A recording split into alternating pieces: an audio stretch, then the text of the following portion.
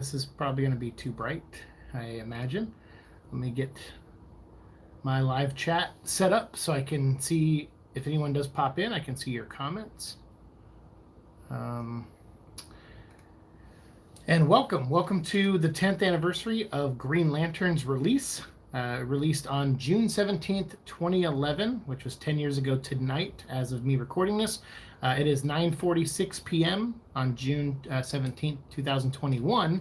And man, what a year, what a 10 years it's been. We've gotten so much Green Lantern stuff. I mean, clearly this movie was a big hit, and we got, like, the last 10 years have been Green Lantern everything. It kickstarted the DC universe. What am I talking about? It didn't do any of those things because this movie is pretty much hated by a lot of people. I haven't seen it in a while. I do watch it every couple years just because I'm a Green Lantern fan and I like to analyze this movie.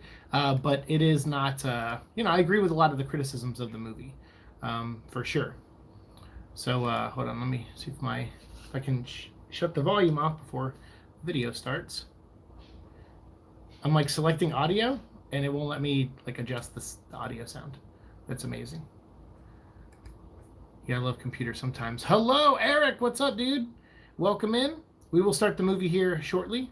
So if you own the movie, we are going to watch the extended cut, not the director's cut. It's called the extended cut. All right, come on. Come on now, Cletus. Thank you, sirs. Stay long, but wanted to drop in. Can't stay long, but wanted to drop in and check it out. Hey, well, welcome. Well, yeah, sorry, I'm starting a little later than I had hoped. Here we go. I don't know what's going on with speaker volume. My audio it won't let me select it. That's really weird. Open audio setting. There we go. That's what I want. So we are going to, the lights went away. Let me bring that up. There we go. I'll minimize that. That way it's not too heavy on the light from me, because we're going to get some reflection from the TV as well. So if you own Green Lantern, if you're watching this, whether you're watching this now live with us, which Eric's the only one in here, I think, and he said hello, and he might not be able to stick around, so that's okay, Eric. Thanks for popping by at all. It means a lot to me, dude. But if you're watching this live or watching this later, I'll let you know. We'll do a countdown, a 3, 2, 1. Normally on Thursday nights, me and Alex would do our animated movie fan commentaries and talk over DC animated stuff, but I think he's out of town right now, but I told him like last month and this month I wanted to take those months off just because I'm juggling a lot right now and I didn't want to commit to a weekly thing. I wanted to just make videos when I had the energy and the time, but we will bring back the DC animated stuff in July, so you'll see more of that coming up next month. And then hold on, let me get over, here we go. There's a chat. Never seen this one, actually. I'm gonna have to check it out. Oh, you've never seen Green Lantern? Yeah, so you're not the only one. Actually, I think Ryan Reynolds just recently watched it, and he's the star of the movie. And I know that happens a lot where actors don't really like to watch movies that they're in. Like Jesse Eisenberg doesn't really watch movies he's in, and there's a lot of actors that don't like to do that because you start seeing your flaws. And I actually don't like that. I feel like you should notice your flaws, and but not what other people think are your flaws. You should watch your work and find out what you think is a flaw. That way you improve. But a lot of people they don't have that mindset.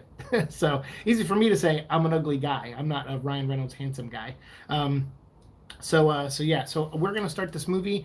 But thank you all for being here. And if you are here and you want to watch along, we'll do a countdown here, and I will start the movie in about a minute or so.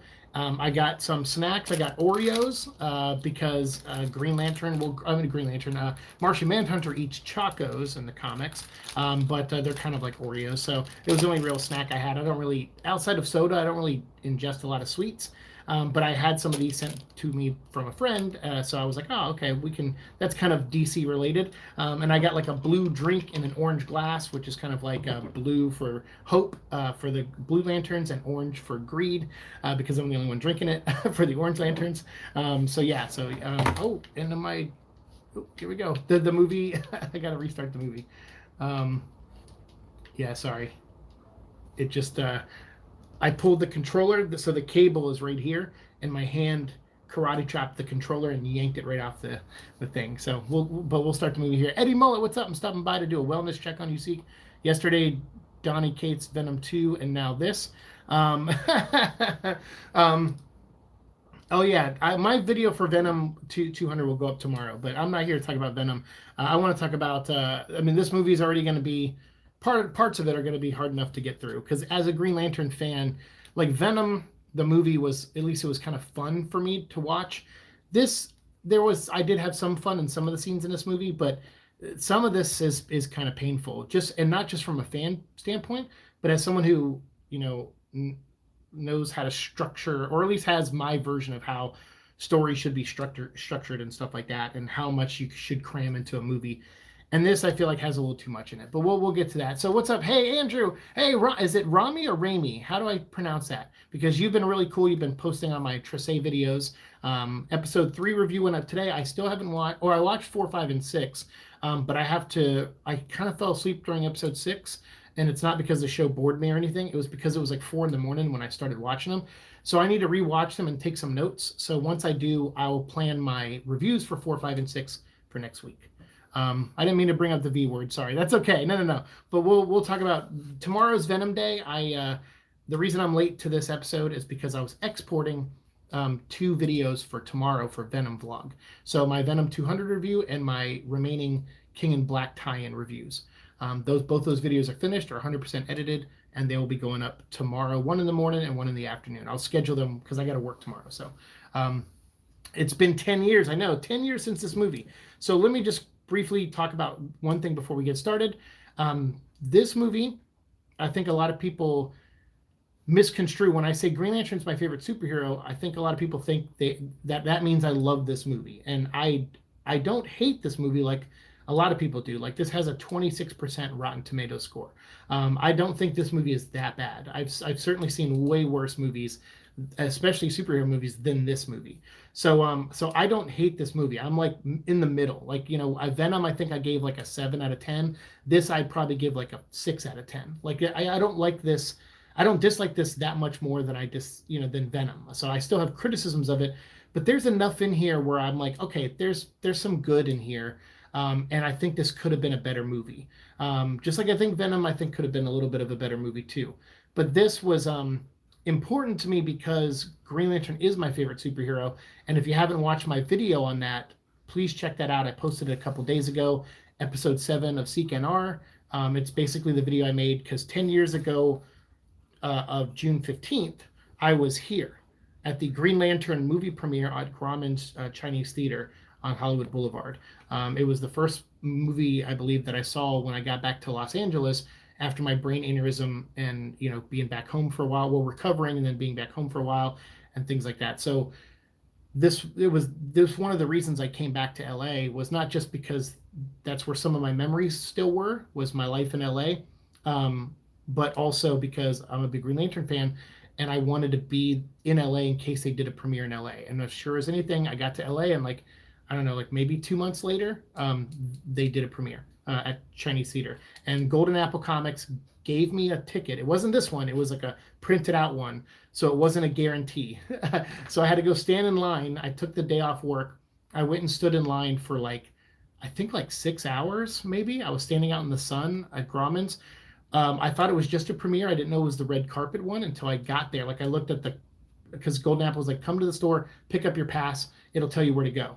I picked up the pass. It said Grauman's Chinese Theater. I'm like, oh, weird. That's a weird place for a screening.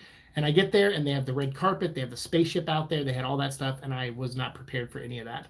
So I'm dressed. I'm wearing this shirt, my Green Lantern movie shirt. I'm wearing a Green Lantern ball cap. I have all the rings on I have 8 rings on my fingers. Some of them that light up. Some of them are from the movie. I had my paper wallet with my pass in it. And I get there, and I think they were all like, I think they only let me in because of the way I was dressed, because they cut the line off and then they saw me. I was 2 people back, and they said, okay, we got to let this guy in. Look at him. He's covered head to toe in Green Lantern. So they were nice enough to let me in, and they cut the line off right behind me. So I was able to go in, and the 2 people in front of me were friends of mine, and the 3 of us got a chance to go in. So yeah, that's my Green Lantern story. So please go check out that video if you haven't seen it yet. And wait, it's been 10 years since the Green Lantern cartoon? Yes, it has. The cartoon came out in 2011, and we'll get into all that as we watch the movie. We'll talk all things Green Lantern. So if you have the movie, get it ready, hit play, but pause it on the 000 time code. We're watching the extended cut, so make sure you have that edition if you want to watch along, or if you just want to hang out in the chat, that's fine too, no problem. And then we're going to get started. So here we go. I'm going to say 3, 2, 1, go. And on go, press play. Here we go. 3, not that first go. 3, 2, 1, go. And you should get the Warner Brother logo. Eddie's Mullet said, I watched this movie at a drive-in. I think it helped distort the horrendous CGI. Yeah, the CGI in some of this is good and some of it's not. I do have some cool stories. Oh, I don't, because they're all screen grabs on my phone, and I'm recording this live stream from my phone. But if I'm not mistaken, because I was trying to remember all the stories behind the making of this movie, and I was like, oh, I know, I'll save my screen grabs on my phone, and I'll just look at them while we're doing the watch along. And then I forgot I was going to use my phone tonight to film the watch along. So here's the DC logo. So yeah, there was they brought in, I think the room, I think it's a rumor, I don't know if it's true or not, but apparently they went $9 million over budget, like they added $9 million onto the budget to bring in another visual effects group to come in and try to help this movie before its release, because they were just too many visual effects shots. They weren't going to get it done in time. So Warner Brothers brought in another team to help, and it helped, but it didn't make it. It didn't really make it that much better. So here we have the amazing Jeffrey Rush, I believe, plays Tomar Ray, who is doing the voiceover. And they're basically doing this like opening where they explain what a Green Lantern is. But I felt like that was one of the faults of this movie, was doing too much with the core. This movie should have focused more on like Hal Jordan and maybe bring in Kilowog, Tomar, and Sinestro, and don't really expose the core. And the ending should have been Hal going to Oa for the first time and him seeing the core and realizing that he was just one of many Green Lanterns, or like, so yeah. So anyway, I'll get into this opening too here in a second. Happy 10th anniversary. Thank you, Tavia. The casting was on point, though. Some of the casting is pretty good. Some of it's, but some of it's good. You're right. Some of it is good. This movie had a lot of potential. Andrew says it squandered, but it had good parts and pieces. Something could have been made. I agree. I think there's a good film in here, and they could have done better. But I think it starts with the script, and I think the script started off bad. So this scene here with the three beings that are on a crash, like their ship has crashed and are here.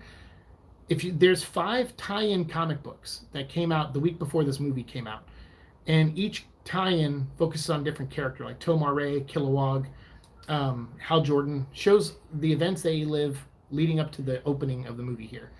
And the Tomar Ray one is interesting because so these 3 guys, they were captured by a villain and brought here to this planet on that ship and it got shot down by Tomar Ray, because Tomar Ray didn't know there was innocents. These 3 didn't know they were in the ship. But some criminal guy was coming to bust out Krona here. And Tomar Ray stopped him, but he only had enough in his power ring to bring either these 3 to safety and leave the villain on this planet to do what he wanted, or bring the villain back for justice and strand 3 people here. And it was a hard decision, but he chose to bring the villain back. And that's why these 3 are here. Because he chose his duty over doing like the right thing, which was supposed to be an arc, I think, for him in one of the earlier drafts of the movie, was that he was going to do the right thing to help Hal at the end or something like that. And that was supposed to be part of his arc or something. So, but yeah, that's just a little tidbit for the opening of this.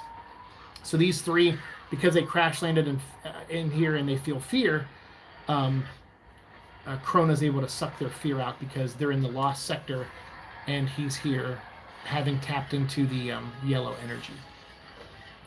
So, yeah. Okay, happy 10th. Dude, you made the premiere because of your merch. Dude, would love this movie too if that was the opener. Yeah, it was funny because like I went into the movie and I was sitting right next to like some producer, because I remember after the movie, he asked me, he was like, so what'd you think? And I go, what? And he's like, I worked on the movie. He's like, what'd you think? And I go, well, it wasn't great. And I think coming from a kid dressed in head to toe in Green Lantern gear, he was like, because that premiere was 2 days before the movie came out, and already I think they were already getting some negative Rotten Tomato scores in reviews. So I think hearing that from like someone, like I said, covered head to toe in Green Lantern, he was like, "Oh crap! Like that's not a good sign." Going to those premieres at Grom's is such a fun experience. It's just a movie at the end of the day, but it's kind of surreal to be on the red carpet and stuff. Yeah, and this one had a green carpet, which was pretty cool. They just totally went all in on the green stuff. So you can see some pictures of me on the green carpet and stuff on that video I posted the other day. If you want to check that out. And for those of you who are watching later, I'll put a link to that down below. I like the guy that got to play Hal's dad. He's awesome. I can't remember his name right now, but he sells it. He's played, small parts in other things that I've seen him in, but he's good in this as Martin Jordan. Watch for a date hyping him on how cool Green Lantern is. Watch for a date hyping him. Yeah. It's such a shame this movie turned out to be a train wreck. It really is. It really is. Because like this stuff here with him and his dad at the beginning when he's a kid, it's pretty good. In this extended cut, I think you get more scenes with his brothers when they're younger. He has a Jack and a couple of his other brothers, but you get to see a little bit more of that in some of these in this extended cut. The extended cut is I think 9 minutes longer. This is 2.5 hours because after the extended cut, they show some special features on this digital version. Another reason why I relate too, not only was that exporting, but I was trying to find the physical copy of this. I know I own it on DVD and on Blu-ray. I own the regular edition on DVD and the extended on Blu-ray, and I couldn't find either one. And I didn't want to dig through my closet out in my patio too much more because I was probably pissing off my neighbors. So I said, screw it. I have the digital copy on my Xbox, so I had to bring my Xbox. I had to unhook it from the living room and bring it in here and set everything up. So didn't get a second date. Dang, man. Well, yeah. I think I dated someone around the time this movie came out. I can't remember. Or I don't know if we were dating. I think we were just friends and hanging out. Yeah, I don't know if she... I don't know. I'm pretty sure we went to see it together because I saw this movie after I went to the premiere. Even though I knew the movie wasn't that great, I had already pre-bought tickets for Friday, Saturday, and Sunday. That's how excited I was for this movie.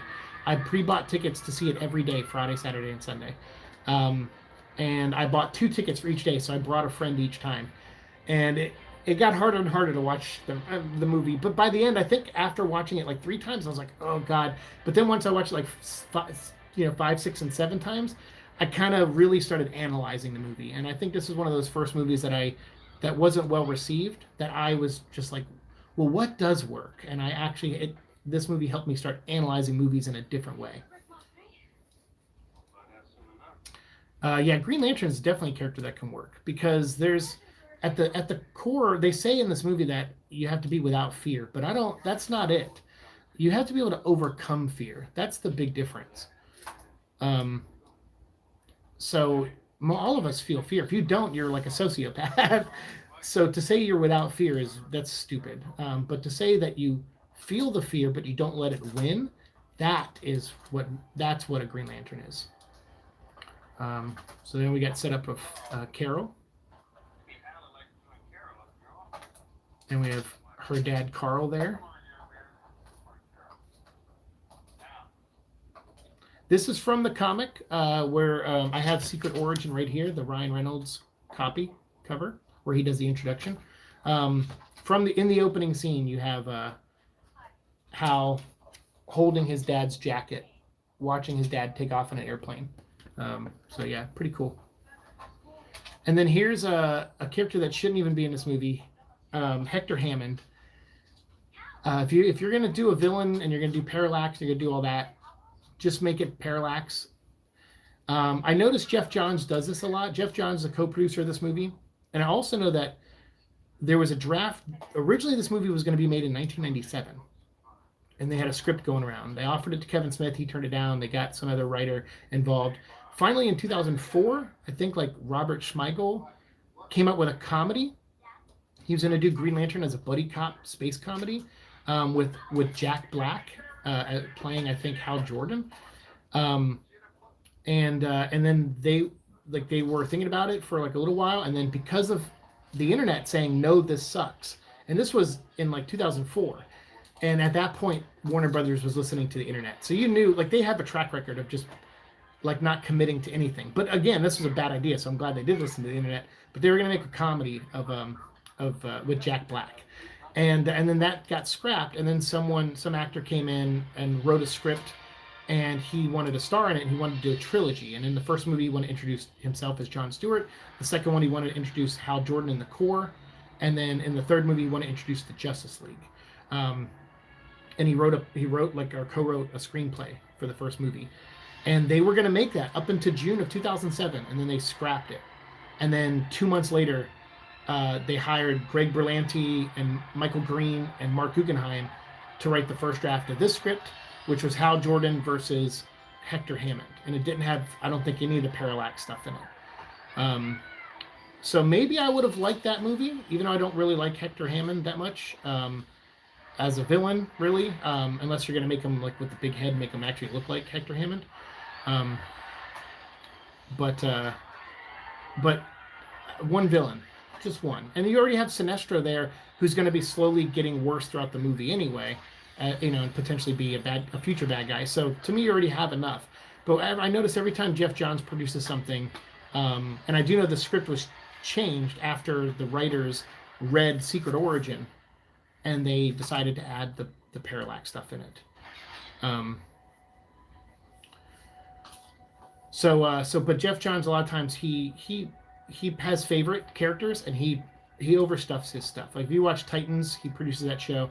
It has too many damn characters in it, and nobody really gets enough screen time except for Dick Grayson. So it's like, why not just do a Nightwing show? Aquaman, they put Black Manta in there and Orm, and introduce that Kraken thing and the Trench, and it just has it's like, pull it back a little bit, dude. Like, yes, you may only get one shot at this, so make it good and focused. That way you have a chance to do those other things in future movies and seasons. But so this, I think, was the start of that, with Jeff Johns coming on board, and I think a lot of the people who made this movie kept going to Jeff, going like, hey, you're the one who made the comic book so successful that we're actually finally making this movie, and they kept going to him, like looking to him for guidance and answers, and that was probably a mistake. I mean, they hired Martin Campbell to direct this, who did Casino Royale and a lot of other great movies, GoldenEye and stuff like that, but he, you really have to have a vision for something like this. And I think even Ryan Reynolds said that later on. He said, you need someone with a real vision to pull this together. And this, he said, working on this just felt like a bunch of corporate hands changing their minds every 10 seconds. And that's a shame, and it kind of shows. But here we're getting our introduction to Abin Sur. We just saw Hal's dad crash, and that scene's really well done because it happens differently than in the comics. In the comics, the plane just blows up. But here, he actually gets to see his dad and make eye contact with him, and then it blows up. And that, to me, makes it feel a little more tragic, I feel. Why do parallax? Tavia says, I don't know, man. I think they just, I don't know. I think it was too much. You could have just made this, like a lot of people wanted to see this as Training Day in space, where you have Sinestro here, and you have Abin Sur die, and you're wondering who it is throughout the whole movie, and you find out that it's Sinestro at the end, or something Sinestro did. But then they end up doing that in the animated movie, which is way better than this. So that's probably why they didn't do it in the live action. In absolute fairness to this movie, Andrew says, it would have always been horrifyingly hard to do. I also agree with you that it should have been Earth-focused and bring the core in as a final stringer. That's the thing, is this property is already too big, right? It's like a sci-fi epic, and it's not so much a superhero movie. So you should really want to start small and build like the Lord of the Rings movies build, because it's a fantasy epic as opposed to just a superhero thing. Like all this right here is really big, like Abin Sur in the ship, Parallax coming in to fight him and hunt him down. Parallax, by the way, is Krona, who has a really great backstory in the comics that is kind of brushed over in this movie so that they could merge him with Parallax. And I think that's kind of lazy story writing just to get your Parallax entity in this movie. When you have Parallax in here before you even have the Yellow Lanterns, you don't even have Sinestro turning evil. and you have Parallax already, and I don't know, it just seemed like a rush job instead of doing something that feels more organic. But I love Abin Sur. He's my favorite Green Lantern of Sector 2814, which is the Milky Way sector. But he has such a short story that you don't get a lot from him. So people think I'm disingenuous when I say that he's my favorite, but he is, because he sets the path for all the other Lanterns in a lot of ways, except for Alan Scott. But out of the human Green Lanterns, John Stewart is my favorite. But I love all of them. I'm actually a fan of all of them. They should have done another Green Lantern villain like Atrocitus. That's kind of what Secret Origin was. It set up Atrocitus and Hector Hammond and Black Hand. And that's what I mean about Jeff Johns. Like, that works in a comic book, Jeff Johns. But in a movie, it's crowded. So yeah, but in the comic book Secret Origin, if you want a modern day retelling of Green Lantern's origin, it's still a good one. It's like 7 issues long. It's good. Personally, I think the Green Lantern animated series was fantastic and way better than this movie. Oh, no arguments here. You're right. That show is phenomenal. I just watched the first episode actually, like 2 hours ago, and I love that first episode. It actually, I get a little teary eyed when that Green Lantern makes a sacrifice at the end of the episode. It's really good. Andrew says, I love the designs for all the aliens, but the set pieces all look like they came from those Spy Kid movies, just oversaturated in places and muddy in others. Either way, better CGI would have helped. Agreed. The designs of like Stell and Gruel, or is it Gohul? I think I'm mispronouncing that. And Tomar Ray and Kilowog and all the other ones. Boudica, I think, is in here. The designs of all of them look fantastic, and the toys were kind of cool too. I liked the toys. They had small 3/4 toys, and they had like 6-inch figures that came with a piece of Parallax. But then you built that Parallax, and it was just like all these limb thing. It was terrible. I mean, it looked better. It looked terrible in the pictures. It looked better in person, but it's still Parallax just being a smoke monster from space. It was too soon after Rise of the Silver Surfer. It was like, dude, just make Parallax a giant yellow bug like he is in the comics. Like, what the hell, dude? Wasn't the movie supposed to start the DC Universe? This was supposed to start the DC Universe, yes. That's what they had hoped. This is the Dracula Untold of the DC Universe, where they rebooted it right after with Man of Steel. After the 5th time I started analyzing it so I wouldn't lose my mind. This is what happens with anyone with kids who watches a single movie on a loop. Yep, pretty much. But to be fair, in 2011, I was technically 1 year old. So I was very much a kid. Hector Hammond is such a weak villain. Yeah, I mean, there's a couple of cool comic stories with him. Oh, hey, there's Taika Waititi, who plays Tom, who is an Eskimo. I think he's Eskimo descent, or is it Eskimo, who works for Hal in the comics. Kamatu, I think is his last name. There's a great comic. I don't think I have it it's not in arm's reach right now, but it's called Green Lantern Legacy. It's a hardcover. I think there was a soft cover too. But after Hal Jordan died in the comics, this was like the last story of like Tom saying goodbye to Hal, because all the other superheroes got to see him as Spectre and Parallax, and they got to say their final goodbyes, but Tom never did, his human friend. So they did a whole story where Tom briefly becomes a Green Lantern, and tries to help, the legacy of Hal and pass his, help his soul pass on. It's really good. Unfortunately, it's never like touched on by any other writers. Even Jeff Johns didn't really touch on it that much. But I really liked that. I thought that was a good book. Yeah, the script was a mistake. Andrew says, this movie coming from 97 explains CGI, and Green Lantern as a comedy would work if it was centered on Guy Gardner. Yeah, I agree. And I can't remember if Jack Black was playing Hal or Guy. I can't remember. But either way, it was going to be a comedy. But yeah, originally 1997, they had a version of a script. They scrapped it. This is 2007, was when the first draft of this script was written by Michael Green, Greg Berlanti, and Mark Guggenheim. And surprisingly, the new show coming out on HBO Max is also being produced by Berlanti Productions, and it's being worked on by Mark Guggenheim as well. So it's the same people who made this movie that are going to be doing an HBO Max show. So We'll see. I mean, I know Berlanti and all of them have done other things since, and they've done all the Arrowverse stuff and everything. But again, so we'll see. Them shoving Parallax in here is the same mistake Spider-Man 3 had with shoving Venom in. That's exactly it. And that's the problem, is that Spider-Man 3 came out in 2007 when this was being written. So it sounded like they had the idea of just having one villain with Hector Hammond and keeping it Earth-focused.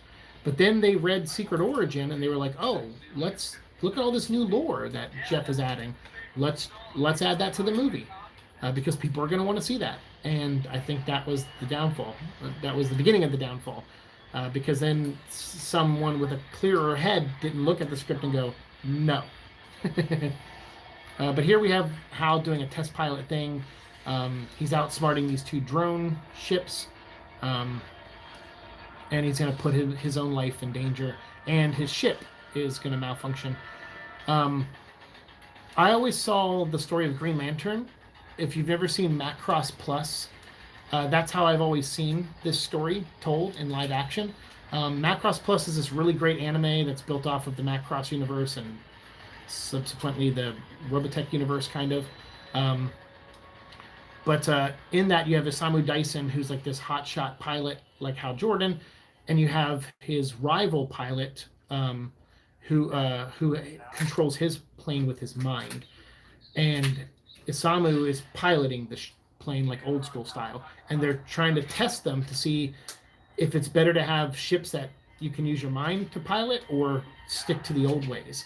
And that's kind of their mission through it. And then of course there's a love interest, there's a love triangle going on, and the girl who is like in love with, or she's kind of been in love with both guys at one point in their lives, and is now kind of like really kind of wants nothing to do with them, but she's like kind of the linchpin that holds the story together. She's kind of like the Carol Ferris.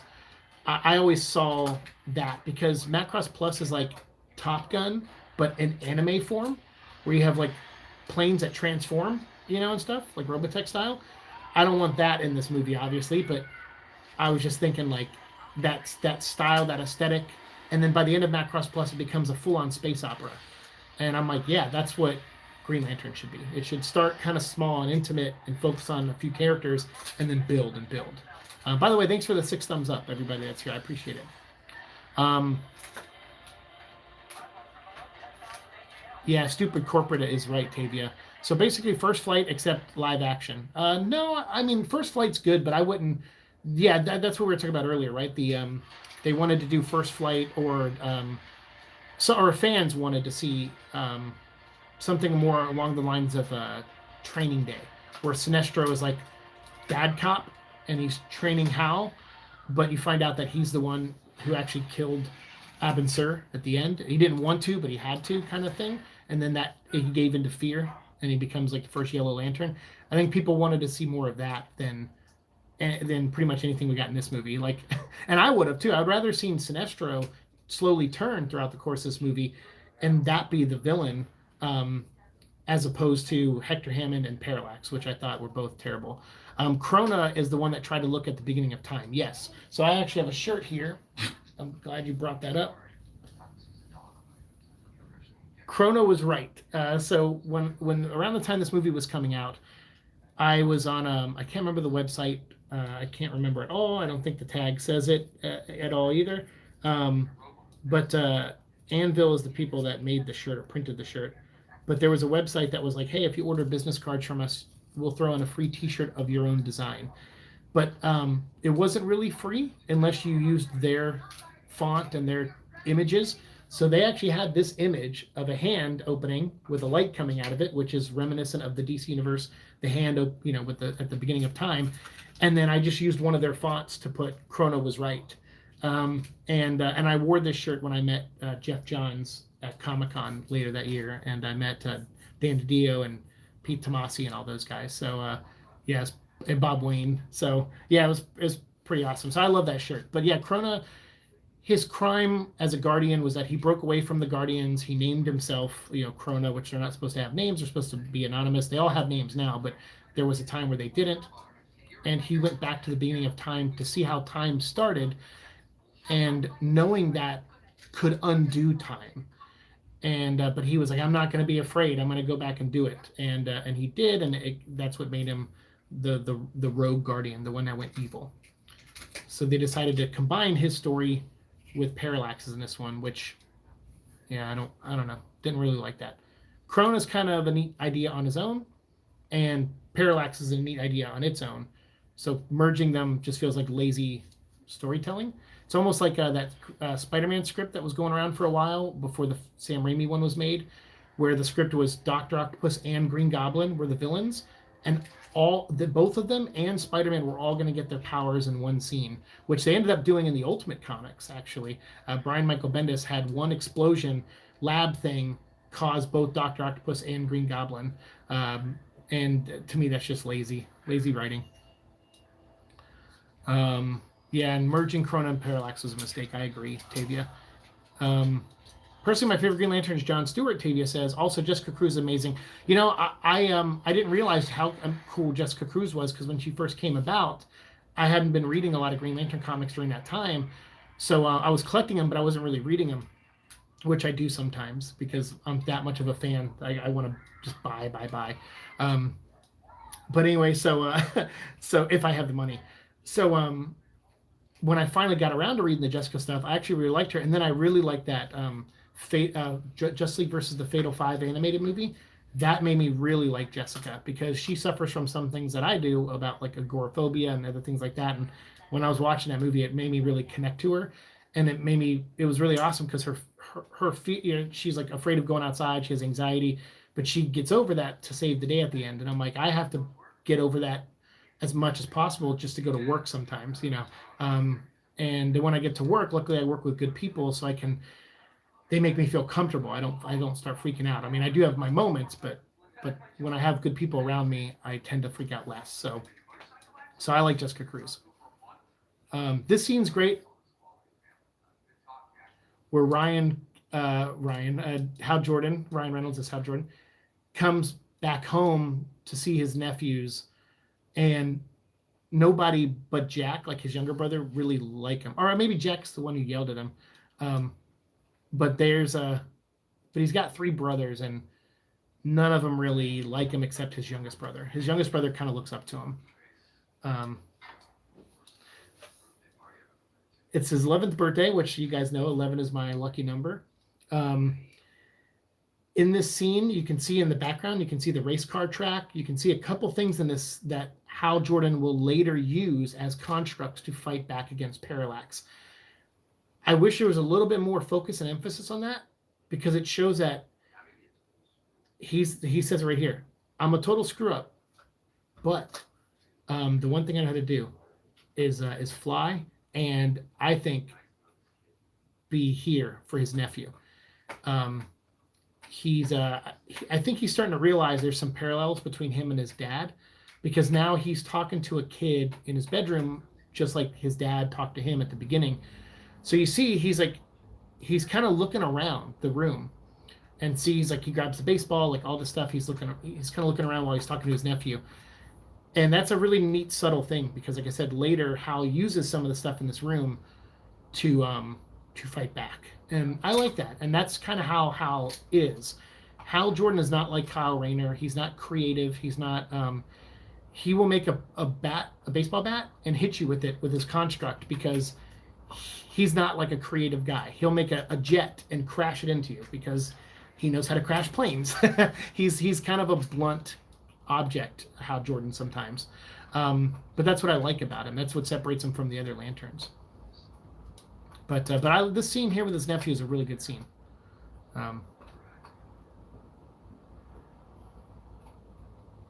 And this is the extended cut, so something just came into the room and, like, you know, hit him on the chest. So if you're not watching the extended cut, you probably didn't see some of this. So yeah. Anyway. Yeah, that's sad. Parallax, a giant CGI space cloud, was a terrible idea. I agree. That sounds really great. In defense of Guy Gardner, though, he had a few utterly fantastic moments. So while he is a joke character, he can and will pull his weight. Oh, I don't see Guy as a joke. I think Guy is a dick, but he's one that you like. Like, he's like, I don't know. He's like not responsible, but he's charming.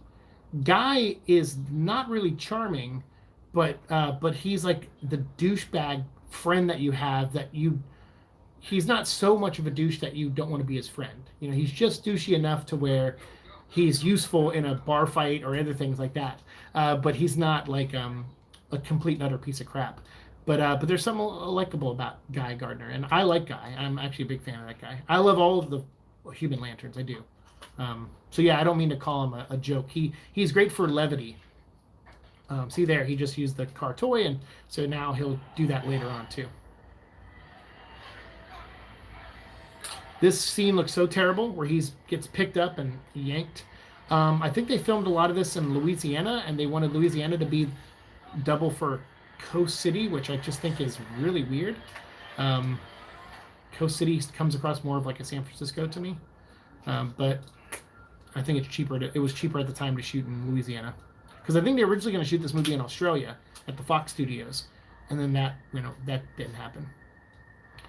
Honestly, they should have done Green Lantern First Flight, because the animated movie did Green Lantern Origin way better, and should have been the blueprint for live action. Yeah, but this movie was already in the works while that animated movie was already in the works.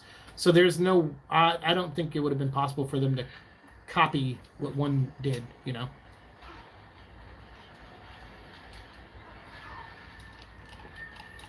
This scene with Abin Sur in that little pod.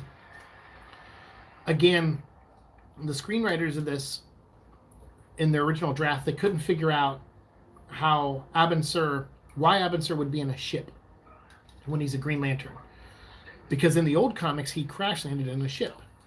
But what Jeff did in a Secret Origin was that he still crashed in a ship, but it was because he was wounded, and he felt fear, and it was not allowing him to use his ring.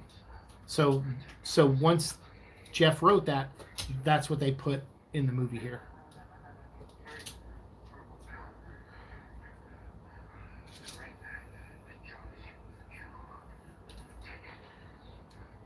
I think in one of the scripts, the ring was supposed to say like scanning for candidate or something like that, and it said Hal Jordan and Guy Gardner are the two nearest, and then Abin says something like, who's closer, and then it leaves, and then it comes to Hal. So but I don't know if that's exactly true or not. That's something I had heard. So hello Riddle John, what's up? Yes. I think Krona also made the Anti-Monitor as well. I think so, because I know Anti-Monitor is from that whole, like, he's from the anti-universe, right? So, which is where the yellow energy comes from. Agreed, this is actually a good scene. Yeah, I like that scene with his nephew. It's a good scene. That's kind of funny, too. Taika Waititi, when he calls Tom, he's like, you don't even hear what Hal's saying, but you can tell, because Tom goes, come again? Like, did you say an alien? Dude, yeah.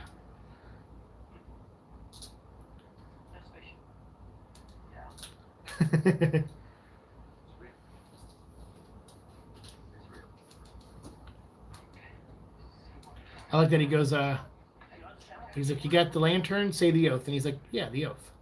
Just say the oath. Like,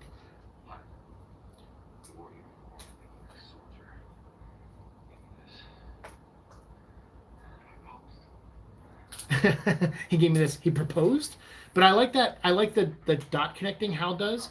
He's like, it's an alien. He's in some kind of suit. He might be a soldier. He gave me this, and then they hightail it out of there because the government, of course, is going to know something that lands on U.S. soil from outer space. So that's where we're going to get introduced to even more characters that probably shouldn't even really be in this movie. Obviously Hector Hammond being one of them, but we have Amanda Waller, who is played by Angela Bassett, who I love. But again, I think Angela Bassett was meant to introduce, she was supposed to be like the start of the DC building, universe world building.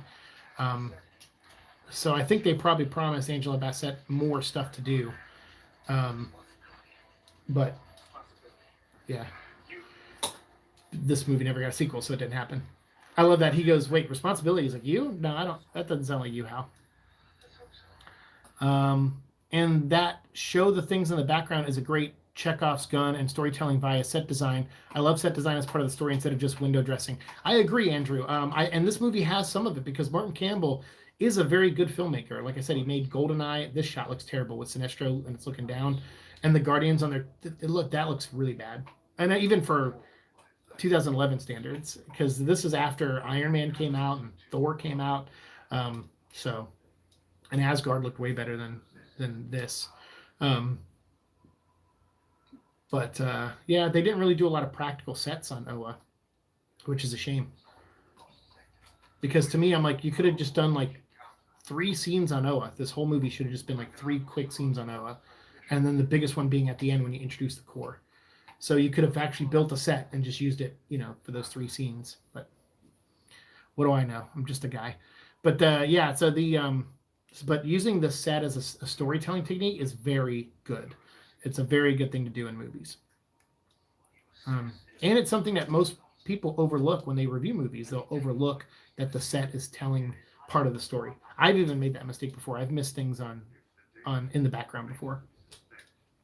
Heck, and Rebirth TV says Green Lantern Guy Gardner showed Sinestro who was the boss while naked. While yes was funny, it was absolute badass. Oh yeah, for sure. Oh yeah. Clothes or no clothes, Guy Gardner will punch you right in the mouth. VCXZ, what's up? I have seen this movie exactly once and barely remember it. What's happening? Well, right now we're at the let me see the time code. We're 36 minutes exactly in. And it's Sinestro talking to the Guardians, saying, our best days are not behind us, so let me go investigate. And they kind of give him a head nod.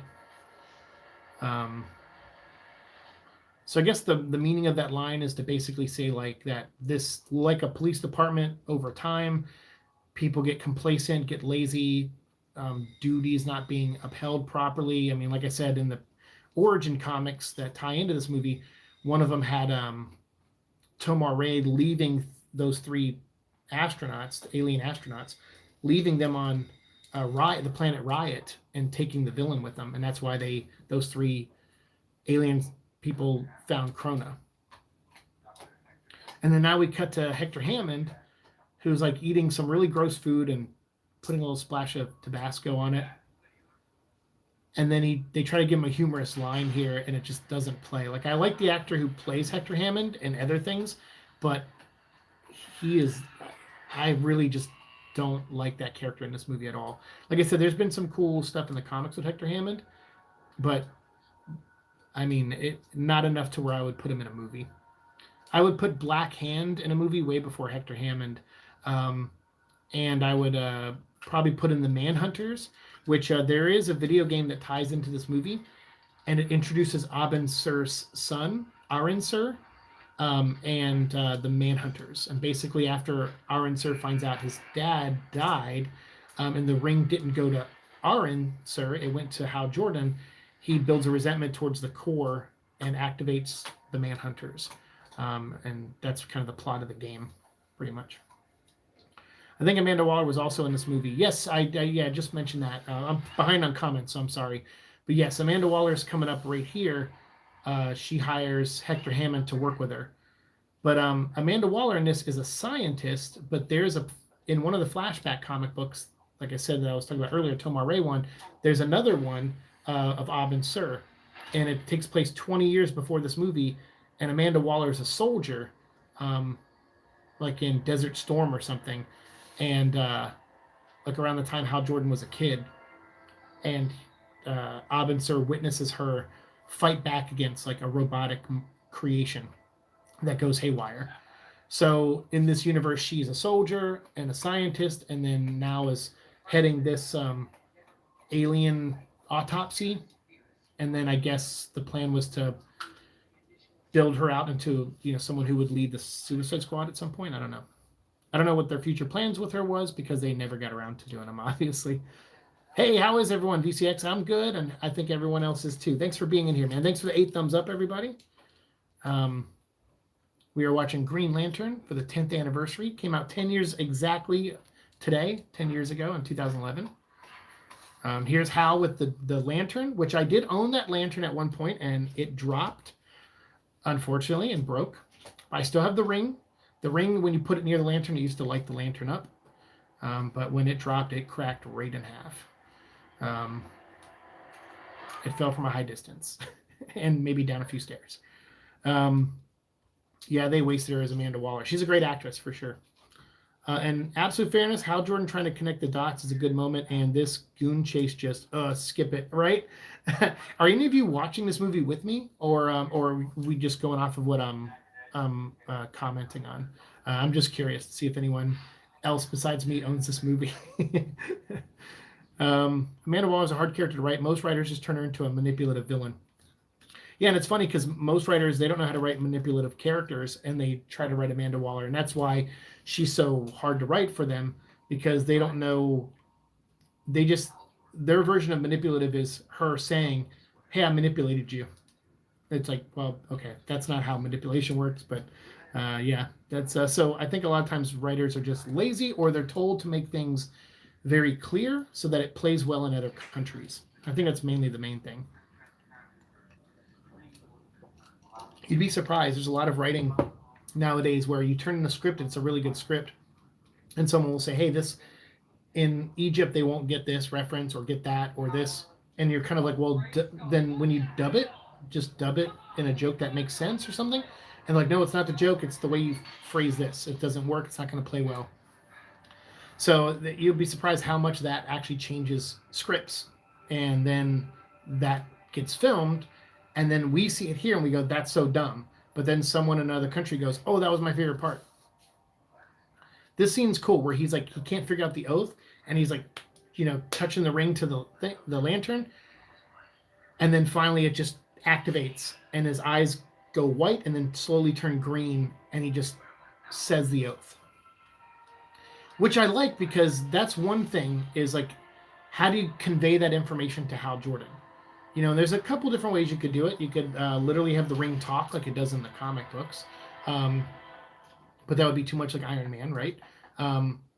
So that's kind of neat that it just like an like a presence came out of the lantern and just, got him to talk. Blake Lively, beautiful lady, married to Ryan Reynolds. I think they got married after, I don't know if they met on this set or if they met before and fell in love, but yeah, two beautiful people, two of the most beautiful people in the world, Ryan Reynolds and Blake Lively. After The Dark Knight came out as well. Yeah, after Dark Knight, for sure. Yeah, this did. So yeah, Dark Knight had such great writing. And yeah, you can't really do Green Lantern and make it like Dark Knight, but you can still get better writing and pacing and characters and more focus.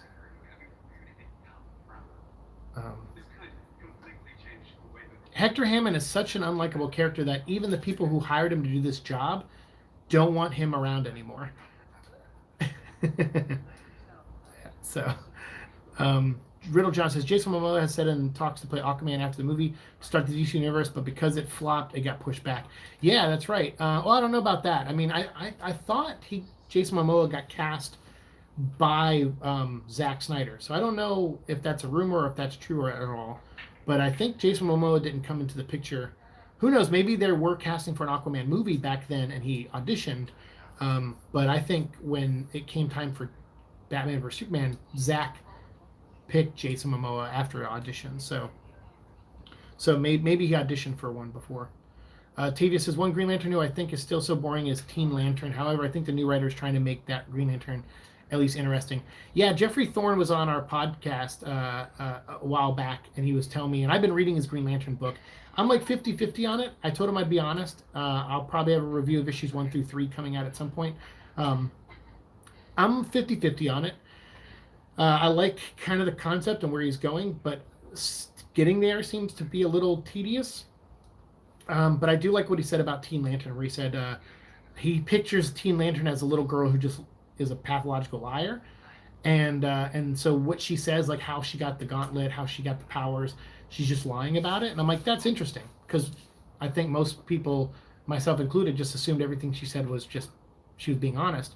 but she's actually being a kid and she's like hiding something. And I'm like, that I like. That actually does make the character interesting. So Sinestro, Andrew says, brings a nominal ally for this movie, and then leaving at the end after butting heads with Hal with a dash of grudging respect would have been great. I agree. And maybe even a little bit of fear of Hal Jordan. Maybe Sinestro has a little bit of fear of him because he's like, hey, look at what this human who we all underestimated did, and how look what all he achieved, and he overcame fear. And then I think that would make him respect Hal and also maybe be a little bit afraid, and that fear could snowball into him eventually becoming a Yellow Lantern. That'd be kind of neat. This is also a good scene with Blake and Ryan because obviously they have amazing chemistry. And that's one of the things that this movie sells. A lot of times the romance in these superhero movies don't really work, but I think because they fell in love, that this works. But I do like this scene, and I like that she's like, have a drink with me, have a drink. She's like, nope, and then it just, or have this dance with me, and then she's like, no, and then it cuts to them dancing. That beat of levity works, I think. Tavia says, I know Hector Hammond was in New 52 Superman, which went nowhere because he fought the daughter of Brainiac.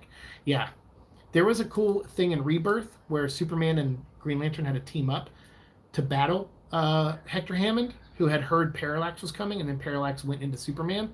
That was kind of neat.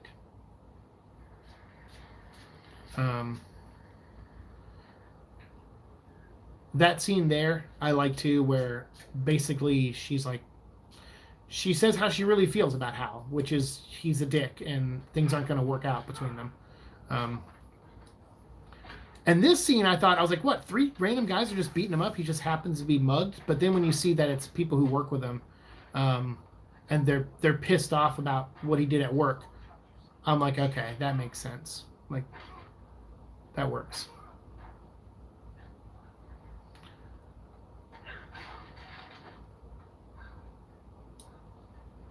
Because obviously you got to get a scene where he he uses the ring for the first time and creates a construct.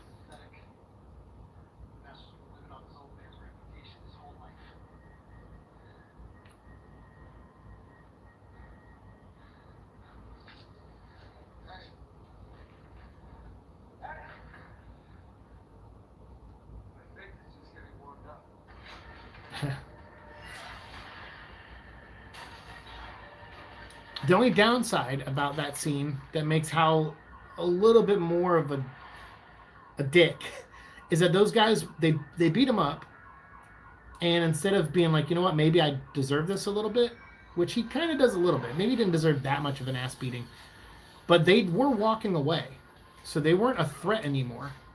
So Hal being like, hey, numbnuts, I'm not done, and then hitting them with a construct, it feels like excessive force. A little bit to me. I mean, it's still, I don't know. You like Hal, you like Ryan, so maybe that's why it doesn't have that much of a negative impact. But to me, I'm like, writing this scene would have been hard for me because I would have just had it to where the guys just kept hitting him. And then that way he could have used the thing to defend himself. And that would have made a little bit more sense to me.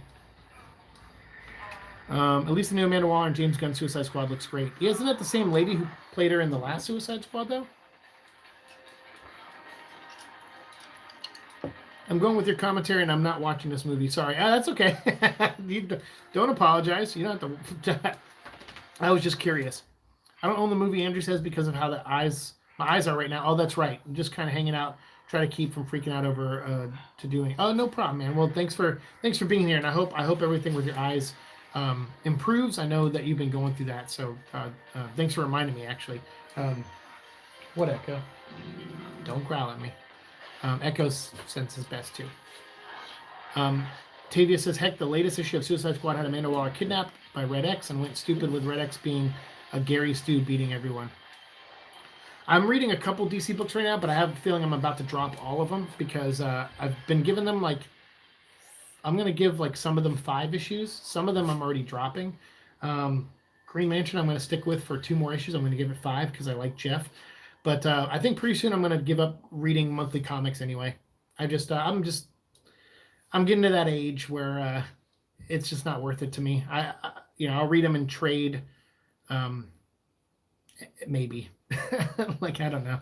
I've been reading comics for 32 years, and although I don't have all those memories, I have gone back and reread a lot of those stuff and stuff I've never read before, and I feel like I've just kind of been there, done that with most stories. So I feel like, and everything, especially at Marvel bores me to death because all they do is just repeat stories. They just repeat, tell the same thing they did 5 years ago. And DC, they just keep rebooting, which is reboot, and I'm just kind of getting tired of both, to be honest with you. VCX says, how was that Green Lantern roller coaster? The Funkland video on it made it look awful. So I was not allowed to ride it, or I wasn't allowed, I should say. My doctor strongly advised against me riding it. By the way, hold on real quick.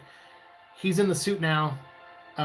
He just said the oath. He powered up, and now he's got it charges ring, and he's been sucked to Oa.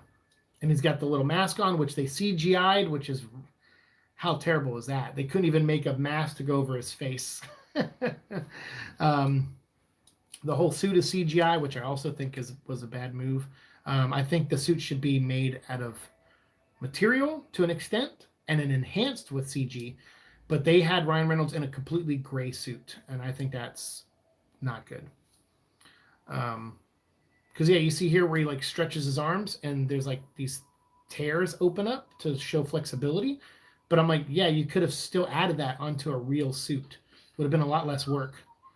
Because I like that scene. He's like walking by and he does a kung fu move, and Tomar Ray is just like, "What are you doing?"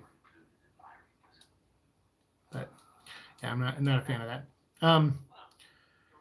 But yeah, so my doctor advised me not to ride the roller coaster. I did anyway, like a week after it opened at Six Flags, and I got really sick and I couldn't ride any more rides for the rest of the day. So I basically just hung out and went to the shops while my friends that I went with, Charlie and all of them, went and rode other rides. And I just kind of walked around, and then I found a bridge, and there was a ride that came down and splashed water on that bridge, and it was so hot because it was like in the middle of June or July. And I just sat on that bridge and let like 4 cars come by and just completely douche me with water. So that was my day. Pretty sure I threw up a couple times, and it was bad. And that ride was bad, even for a normal person. I still don't like that they're connecting to Future State. Yeah, I mean, I didn't even read Future State, so I read the 2 Green Lantern issues of Future State because Jeff wrote them. Just so I can prepare for our interview together and stuff. But and I like the guy, and I want to support his work. But like I said, after issue 5, if I'm still not sold on the current run, I'm gonna probably just drop it. I like it enough so far, so maybe I don't know when. Maybe I'll go to issue 6, 5 or 6. We'll see. I'll stop whenever I feel like stopping, basically. I do know there's a post-credit scene in the movie. Yes, there is. For sure. Andrew says, Pi helps that it helps that Ryan Reynolds and Blake are amazing. Toes? You mean together? Maybe that's what you meant. Yes, it does help that. Jeffrey Rush as Tomar Ray is good casting. Michael Clark Duncan as Kilowog is also good casting. They were cast pretty late. I think they were announced to be cast like in March and April of the year this movie came out. So like within 3 or 4 months before the movie came out, they were announced to be the voice of these characters, which means they had lesser known actors doing their voices. And then they decided to, as placeholders. And then they added, these guys later on. What do you expect from the Green Lantern series for HBO Max? I don't know, because it's made from the same people who made this movie, at least the same writers and producers. So I don't know.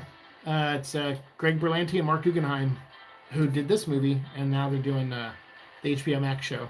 I do like that they have Guy Gardner in it. It's Jessica Cruz. I do know a little bit more about the show than what is publicly known, so I can't really comment on it.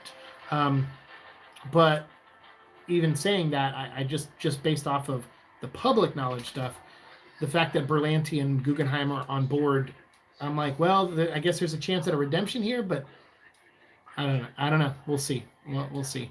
But I do like the idea for the show. It does sound cool, but I'm not going to say what that idea is because I don't know how much out there is public and how much has been confirmed. So I'm just going to button that up. But I'm a Green Lantern fan, so I'm excited and I will watch it for sure.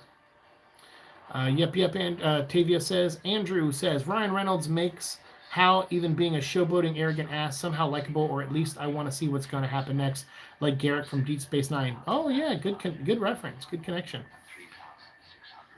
Robin is great, though. Robin who? You talk about Titans? Andrew says, both Marvel and DC at this point are trying to use comics to test for what could work in a movie. Pretty much, yeah. I mean, I'm pretty sure that's what Donny Cates was doing on this entire Venom run was, like, hey, let's introduce a lot of new characters. Let's build the mythology of Venom. Let's do all this stuff because now that there's Venom movies coming out, maybe they'll borrow some from my run. And I'll tell you right now, if I was making Venom 3, I wouldn't use anything from his run. And I know there's fans of it out there, but fans, like no matter what, most times you'll get fans' money. You do have to keep the larger audience in mind. The only way Noel could work in the Sony movies is that somebody had to send Riot and Venom to Earth in the first movie. Someone commanded them to go to Earth. So you could basically just say Noel is like a commander type. I wouldn't make him like an all-powerful Thanos level being. I would just make him like a really strong guy, but I wouldn't make him like where the X-Men and the Avengers and the whole world need to team up to fight him. Like he needs to be strong enough for like Spider-Man and Venom to beat him, or like weak enough for them to beat him. He needs to be in their maybe a little bit above their range of power, but that's what makes them the underdogs and they overtake him. So if you did Noel in a movie, I would say water him down, which would pretty much make him not Noel at all. So then I would just create a new villain, like personally. Let's see. I've been reading Ultra Mega, a crazy indie book that's freaking nuts. Yeah, and I've been enjoying Tracé, the anime, on Netflix. And I'm looking forward to the books coming in because I ordered them. So this scene's neat. You got all the Green Lanterns. We are the core. We are the core. There was a cool event they did for one night in like 20 different cities around the U.S., maybe even around the world. I can't remember. Before this came out.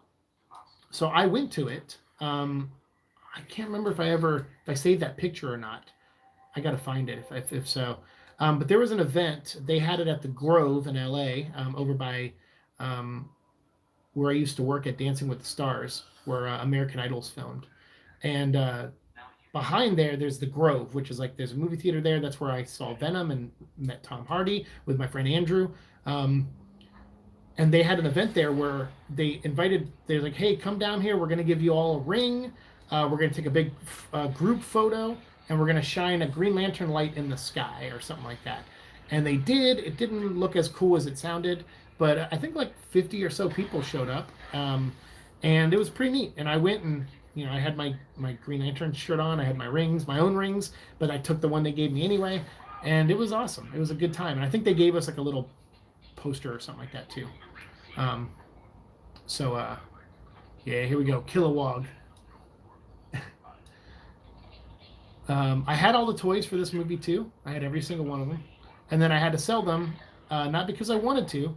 It was actually a really heartbreaking day because even though this movie is not like an amazing movie, I still wanted to keep everything I owned of it. I had all the toys, I had all the posters, I had things that were signed, I had a bunch of stuff, and I had to sell a good chunk of it to pay bills because I started getting really bogged down with medical bills for a long time there.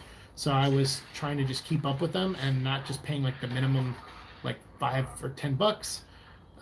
Some of them in California went away after a while. They're like, oh, if you don't pay it all after like 7 years, they might like reduce it or take it away. But there were some times where it got tough and I had to like keep up with stuff and keep up with rent and all that stuff. And there was a long time where I was unemployed, and I was on unemployment for a while, and then they took it away from me. So for 6 months, I was basically living off of stuff I was selling on eBay. Until I finally got a job at Golden Apple. So yeah, it was a rough time. After this movie came out, things started to go way downhill. So this thing here, again, shows that Hal is paying attention.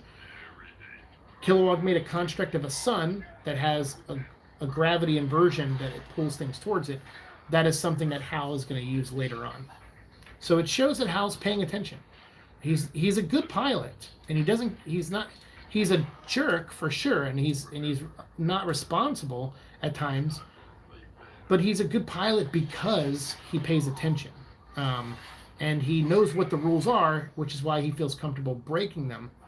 But the problem with Hal is sometimes he takes shortcuts, and that's not very heroic, you know. Mark Strong as Sinestro, by the way, is phenomenal casting. We talked about good casting earlier. There's a couple people in this that, like Hector Hammond, I think just shouldn't be in the movie. So nothing against Skarsgård or whoever who plays him, but that character should just not even be in the movie.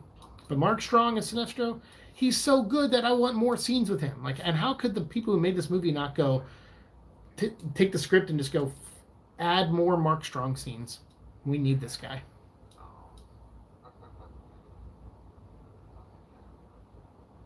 I like that. He pushes Hal, and Hal's like, don't push me, dude.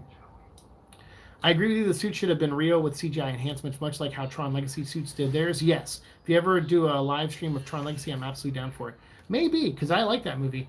That was the first movie I think I saw in the theater after my aneurysm. And it didn't go well with the 3D. Really messed my head up. So I saw it again later in 2D. And I enjoyed that much better. Been reading some comics to follow my man Jason Todd. Hate Urban Legends. Truth and Justice was all right. Curious to see what happens to him in Future State. Yeah, I haven't read any of the new Jason Todd stuff. I'm not going to pay $7.99 for Urban Legends. I like Chip Zdarsky, but I'm not going to pay $7.99 for that book every month. I haven't read Truth and Justice, but there is an issue coming up with Damien that I'm probably going to pick up, see how that turns out. And I don't know what you're talking about when it comes to Future State, because the only Future State books I read were the 2 Green Lantern issues. Look, he made Cap Shield.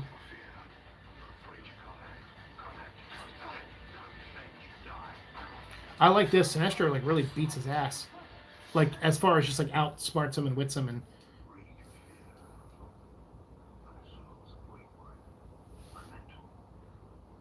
yeah.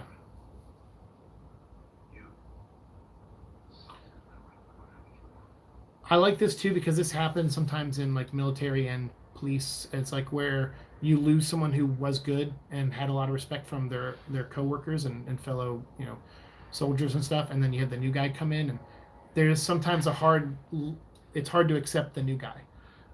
It's a human thing. I don't think it's definitely a projection thing to an extent. But it's hard for some individuals to like give the new person a chance, and I like that Sinestro was one of those. Like it gives him a point of view, and Tomar Ray tries to be the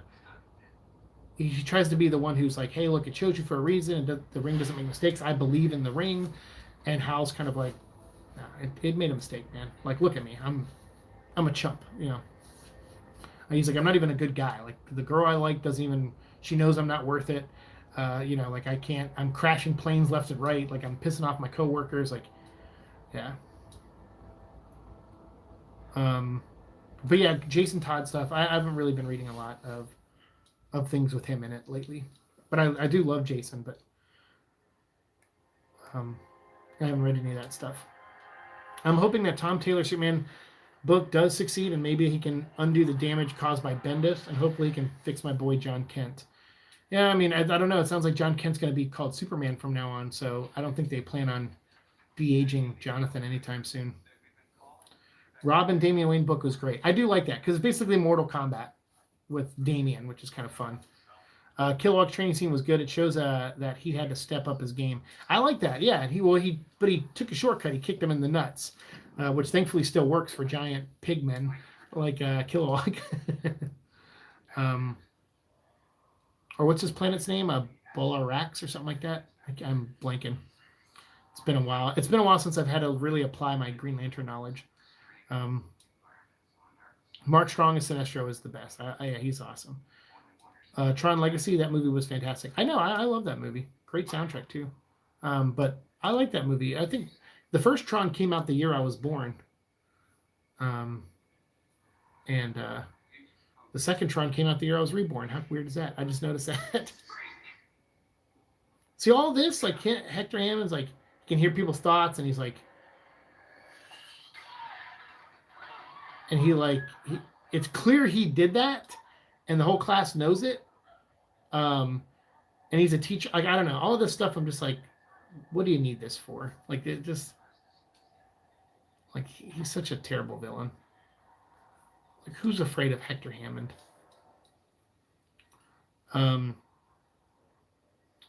Jason was in Future State Dark Detective and is the main character of Future State Gotham, which is still running. Okay. Yeah, I haven't read any, like I said, the Future State, just the 2 Green Lantern issues. I kind of skipped over all the Future State stuff. I jumped back into DC with Infinite Frontier #0, and I guess that's actually going to be a series coming up, but I don't know if I'm going to read it. Like, the thing is, like I said, I like going to my local comic store. I like supporting when I can, but comic books are so expensive now. Like, it's getting ridiculous, and it's not that some of them aren't worth it, but the problem is that I don't have enough money to go and find the ones that I really like and read all the ones, you know. And then people are like, oh, stop reading mainstream books, read the indie stuff. So I picked up Made in Korea, which was pretty good. Actually, I kind of like that book. It was pretty good. But then someone told me to get like The Nice House on the Left, or the Nice Lake House, or whatever, by James Tynion.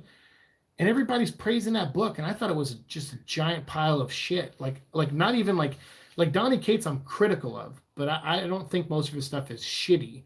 Like, I just don't like some of it, but I don't think it's like the worst Venom I've ever read. It's certainly not.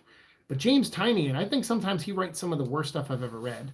I thought his Detective Comics run was really good with all the sidekicks and stuff, and Batwoman and Clayface. Like, I like that. But this, like, this indie book, it's only 1 issue, and I'm already predicting the ending, and I'm like, this sucks. Like, this book sucks. It just screams of someone who wants to write a TV show and a movie, and so they're pacing their comic to be a TV show or a movie, and I hate that more than anything. I hate that. Write a comic book, and let the movie people figure that shit out when they buy your property. Tim Robbins here as Hammond's father, Senator Hammond. I love Tim Robbins. Cut these characters out of the movie. Tavia was born in 1981. Oh, what up? So I'm like 10 years older than you, pretty much. 9 years older than you. Andrew says Hector Hammond just doesn't need to be in this movie. You could cut him out and nothing would be lost. That's the thing, is only thing would be lost is time, because you get like 1 or 2 scenes where he creepily hits on Carol, and it's like you could have spent more of that explaining Krona, showing him trying to unlock the opening of time, and then maybe at the beginning of time is where he meets Parallax. And the reason Parallax hasn't been around for centuries or millennia is because it got pulled into the future with Krona. And when they bring Krona back, they imprison him immediately because they see that he has Parallax. And this scene here where Sinestro is like, no, we're going to go kick this thing's ass. And he leads a bunch of lanterns to their deaths. Like, I don't know. It's you would think this would humble Sinestro, and it kind of doesn't. Like, it sets up his fear. And then here, they cut from it. This is the worst, like, storytelling beat. He went to go fight this thing, and in the middle of the battle, as the other lanterns around him are dying, he's already narrating back on Oa to the Guardians, hey, I just watched like 20 Green Lanterns die. And it's like, but how did he get back? Like, why didn't you show any of that? And it's because they had to have screen time for Hector Hammond. That's the answer. So cut Hector Hammond, more Mark Strong. Like, this movie, like, and it sucks because, like, you know, people always go, oh, you have the power of hindsight, blah, blah, blah. You can notice this while making the movie. You just have to have a vision of what this movie is. But here we finally get a crammed in, condensed Krona origin.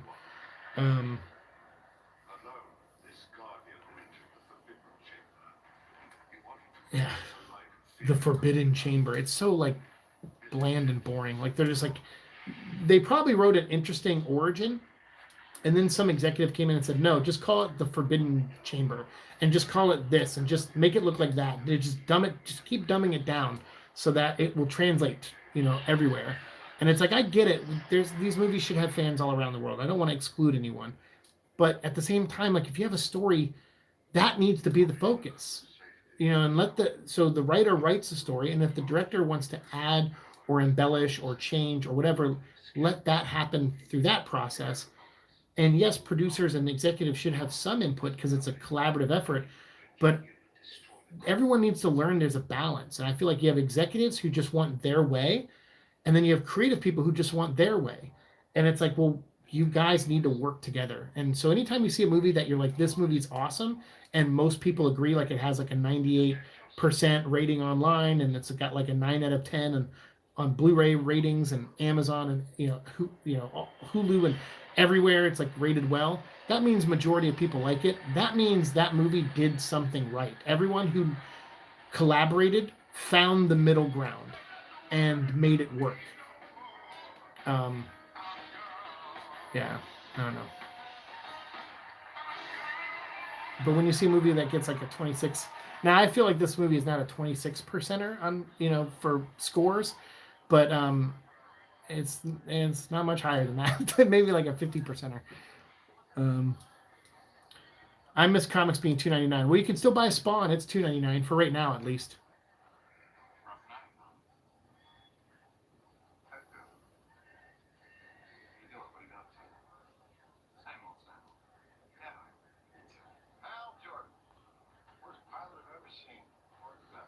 Yeah. Even this scene here, where it's like Hector and Ryan or Hal Jordan right next to each other, and they have just the most minimal interaction to where it doesn't even really. Their rivalry is just bullshit. Like, it's just Hector has, he likes, Carol, and Hal is trying to make the senator see some value in his kid. You would think that would make Hector like Hal a little bit more, but whatever. It's this scene feels like it doesn't know what it wants to accomplish. Got my dad to take me to see Tron Legacy in IMAX for my birthday. He wasn't looking forward to it. We both really liked it, and we both think the soundtrack is great. Amen to that, BC. You weren't missing much of Future State. That's what I hear. Hector Hammond doesn't need to be in this movie. Oh, yeah, I already read that. Yeah, comics $2.99. Yeah, read Spawn, it's $2.99, at least for right now. But now they're adding a bunch of new Spawn #1s, so I'm pretty sure the price is going to go up. Yeah, his detective run with the sidekicks was good. I agree. James Tynion, he was on RHATO. What is that? And his crap was somehow worse than Lobdell's. Oh, Red Hood and the Outlaws. Oh, yeah. Yeah, I dropped it. I think I've only read Lobdell's Red Hood run. I haven't read anything after that, so yeah, that makes sense. Honestly, Red Hood and the Outlaws was a book no one could have saved. Yeah, I guess so. Well, I got to go see you, man. Have a great day. You too, Tavia. Thanks for hanging out with us. And for those watching, we are 1 hour, 12 minutes, 23 seconds into the movie. We're at the Ferris Aircraft Gala event. Carl Ferris is up there talking about, he brings Carol up on stage. That's where the scene we're at right now. And things are about to go wrong, and Hal's going to have to use his ring. The thing I liked that Jeff Johns did in this book was that Ryan Reynolds' character, Hal, has a hatred for Carl Ferris. He blames Carl Ferris's aircraft for malfunctioning, and that's why his dad dies. That's what he believes. So Hal goes through the story in this with a lot of anger towards Carl and even towards Carol, and they don't really get along at all. And then finally at the end, after Hal gets bested by Sinestro, kind of, he says, you know what, you're right. I am angry, and it's not at you or the Corps or anyone who's trying to help me. It's at someone who's already hurt me. And so Hal goes to Carol's house and says, I want to see your father right now. And he barges in the house, and he goes upstairs, and Carl is in bed, hooked up to like a machine. He's barely alive. And Hal realizes that he's been hanging on to this hatred for a guy who actually never hated him and felt guilty all these years about Hal's father dying, and made sure that no plane after that ever crashed from Ferris Airs and never had a malfunction again. He took a personal interest in it, and he realized that Hal was mad at something that was no one's fault. his dad died because his dad died, and life sometimes that happens, you know. And so I really enjoyed that part of that book. I thought that was a really great thing. And it's funny, these writers who say, oh, we had a script for Hector Hammond, but then we read Secret Origin and it made us change our script. It's weird that they took nothing from this that had any real heart to it. They were just like, oh, let's take Parallax, which is not even in this book. They kind of set up the other entities, and they talk about Atrocitus, and, you know, like one day fear will, you know, come through, you know, because of the Sinestro Corps War and stuff. But then they also tease Blackest Night a little bit with Black Hand. So to me, this book kind of sets up like prophecies and things like that, and this movie just put Parallax in it just to do it. I don't know. I don't get it. So see what I mean? Like, sometimes catering to fans and what they want can reduce your creativity, or force you to cram too much into a story. I'm not saying a movie with just Hal versus Hector Hammond would have been good, because I don't think it would have been. But if it was just Hal versus Krona, who, you know, finds the you know, Parallax entity or something, or if it was Hal versus trying to solve a police mystery of like who killed Abin Sur, and it turns out to be that it could have been Sinestro or something, and you have Sinestro set up, that could have been better. Like, anything could have been. You could have taken so many other better things from this story than putting Parallax in this movie, which Parallax wasn't even in this story. So, yeah, I don't know. I don't get it. Tynion's run on Red Hood was short. Lobdell came back to Defile. I mean, write Jason for years after. So glad he's gone. yeah. I just read his first run, the New 52 run, and I think I read a little bit of the stuff where it was Red Hood and Bizarro and Artemis. I read a little bit of that too. But I don't know. Jason's one of those characters that I don't think a lot of people know how to write him. I really like Judd Winnick's. He always told me, like when I would talk to him about at conventions about Red Hood, because I used to go to conventions dressed as Red Hood, and like back in like 2011 and 12 and 13 at Comic-Con, and I had the suit hanging up in my room for like years. Like even after I stopped cosplaying as it, I still had the suit, the Red Hood costume that I made. And I don't know, like Judd Winnick told me, he goes, I asked him, I said, hey, well, how come Jason doesn't just kill Joker? And he says, because Jason doesn't want to kill Joker. He wants Bruce to kill Joker. And once he told me that, I completely understood Jason Todd. And then I'm like, oh, okay, so just like Superman or Batman, he's fighting a never-ending battle. He's never going to get his way. Bruce is never going to kill Joker. So Jason is going to be in a hamster wheel just like every other comic book character. But it still gave me a point of view on Jason that I liked. And it answered why he won't just walk up and shoot Joker. But I feel like every writer since then just wants to write a Jason that wants to kill Joker. And I'm just like, okay, well, that's not how Judd Winnick explained the character to me. And Judd Winnick is the guy who brought Jason back, so I'm always going to lean on Judd Winnick's version. So here we have a scene with Hector Hammond screaming ridiculously, and his hair is like falling out, his head is growing, and this somehow attracts the attention of Parallax.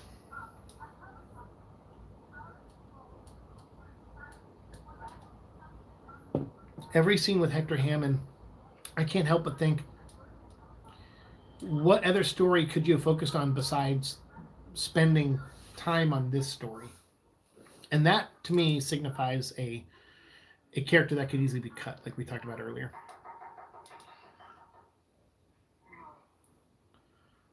This scene, I believe this is the scene I'm thinking of. This scene is great. Oh, no, this is not it. Okay, this is where Tom confronts him. So, yeah, he used the racetrack to, like, save the thing.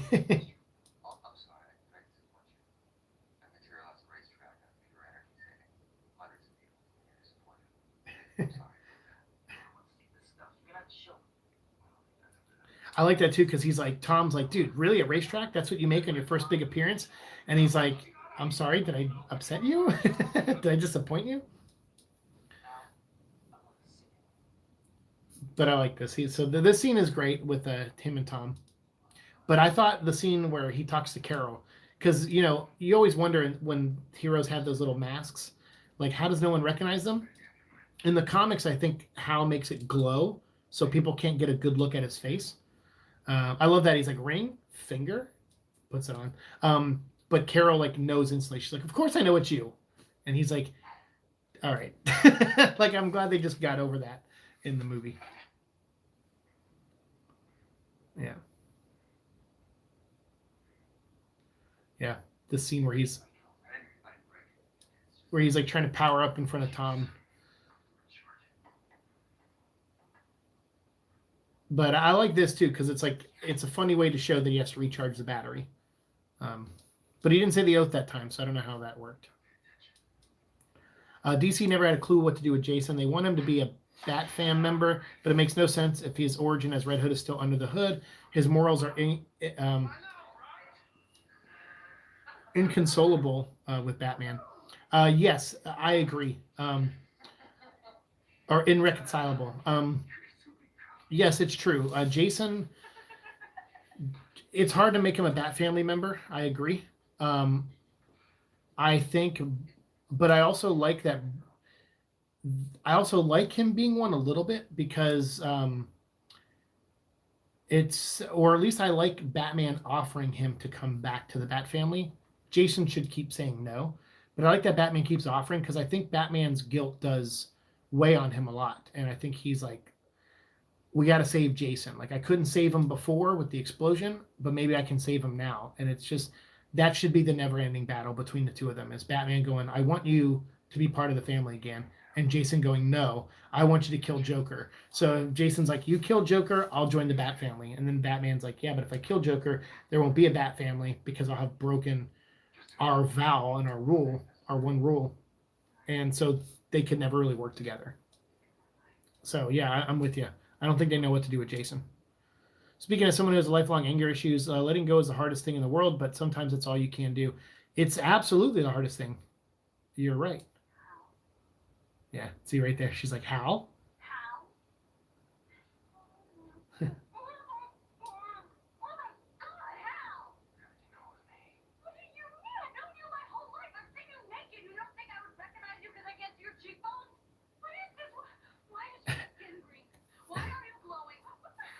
She's like, I've seen you naked. You think I won't recognize you? He was like trying to do a dark voice and it wasn't working. That was funny.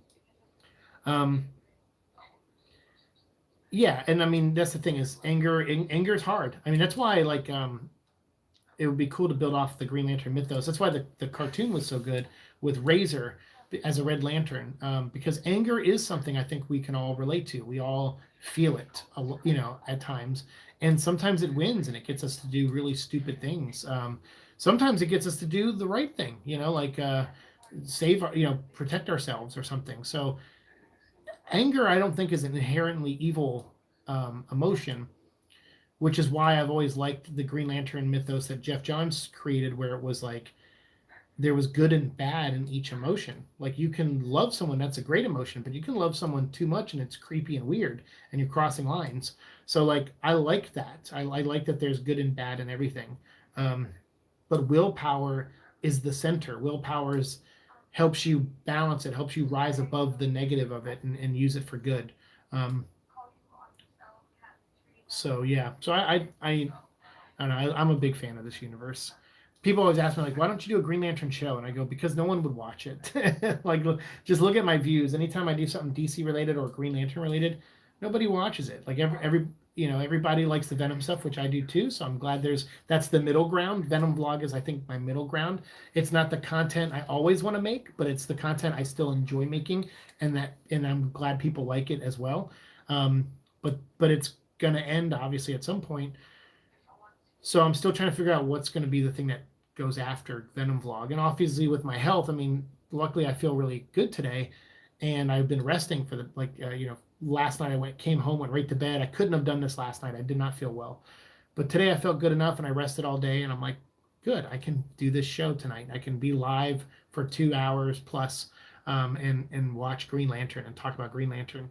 And this is all I really wanted to do today. This is literally my only goal for the day, was just to be able to do this. And I'm just happy anyone's here. but for me, if I could, I would just make Green Lantern content all the time, but I just know people won't watch it. So, I need the help of like a show or a movie to come out that people do like, to kind of bring people in. So maybe one day, maybe when the HBO Max show comes out, hopefully it'll be good.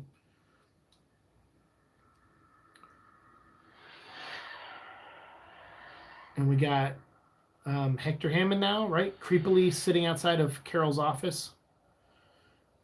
Just the lamest villain, man. Just so bad. Every minute spent with Hector Hammond is a minute not showing Mark Strong. That's how I feel. That's exactly how I feel. And I'm sorry. Like, people get cut from movies all the time. I would have been like, hey, we got to do reshoots, because this movie did do some reshoots. I would have been like, they did them in LA. I would have been like, we're doing reshoots of just Mark Strong. And I'm sorry. I would write this guy and say, hey, I hope you enjoyed your paycheck, but we're cutting out all the Hector Hammond stuff.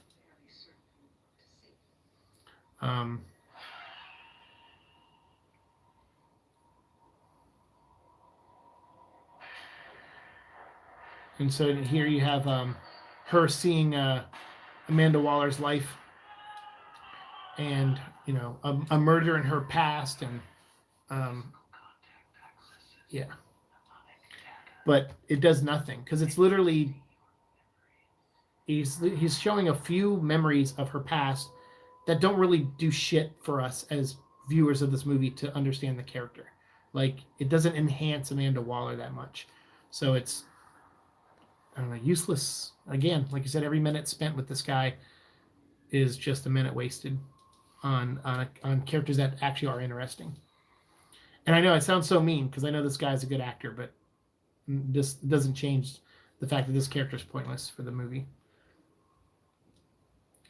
I did like the animated series a lot, though I wasn't a fan of what turned Aya evil in the second half. I love you. No, wait, I take it back. Yeah, that got a little muddy towards the end with Aya, but I do like that her and Razor kind of had a thing, and they were ultimately each other's salvations, which was a pretty neat journey for them. I think Razor was a really neat character. I really liked Razor. And that show didn't get a second season. They say the Green Lantern cartoon didn't get a second season because the toys didn't sell well. But if you find any toys that came out for that show, you let me know. Because all they did was, I think, McDonald's Happy Meal toys, or Burger King, one of those, they had Green Lantern Happy Meal toys for the cartoon. Not for this movie, I don't think. And that was it. So what, those didn't sell well? Because that cartoon literally never got a series of action figures. There was another show that came out around the same time of that. I think it was it Brave and the Bold? I can't remember. There was another DC cartoon. That show got toys. Oh, it was Young Justice. Young Justice got toys. Green Lantern did not. So they were like, oh, we're canceling Green Lantern cartoon because the toys didn't sell well. I'm like, there were no toys. What a bullshit excuse. You're selling it because the brand was tarnished by this movie. This movie, whether you like it more, like I like it more than other people do, but I don't love it. Like I said, I'm like 50. I'm like a 5 or a 6 out of 10 for this movie. I'm not 26% territory, but I'm twice that, I guess. But to me, no matter how I feel about this movie destroyed this brand. Green Lantern was the hottest comic at DC, and it was outselling a lot of Marvel books, which it's hard for DC to outsell Marvel a lot of times. Marvel, I don't know what they do, because they don't release good books, so I don't know how they're getting sales up that high. I think it's just maybe the power of the movies rubbing off, and people want to check out these characters, or I don't know what it is. Or them just fudging the numbers by sending extra copies to retailers, even when retailers don't pay for them, just so they can say they have higher numbers. I don't know, whatever the reason. But Green Lantern was on top of the world. It was so popular that it finally got this movie out of development hell and made. And then this movie single-handedly brought Green Lantern way back to the Stone Age. Because we haven't gotten anything Green Lantern since this movie. We got a little teaser of a Green Lantern thing at the end of the Arrow show with John Diggle, who turns out his name is John Diggle Stewart. And he's going to be popping up in the CW shows. I think right now he is popping up in them. And he's going to go through all the shows and connect them all and deal with his Green Lanternness or whatever is not Green Lanternness. But look how long it's been since we've gotten something Green Lantern. Now we got Jade showing up on Stargirl Season 2, and we have an HBO Max show popping up. So it took 10 years. This movie put Green Lantern in superhero jail for 10 years. So yeah. I mean, heck, even Ryan Reynolds, like I said, just recently watched this movie. Like, that's, like, he wanted nothing to do with this. He makes fun of it in his Marvel movies.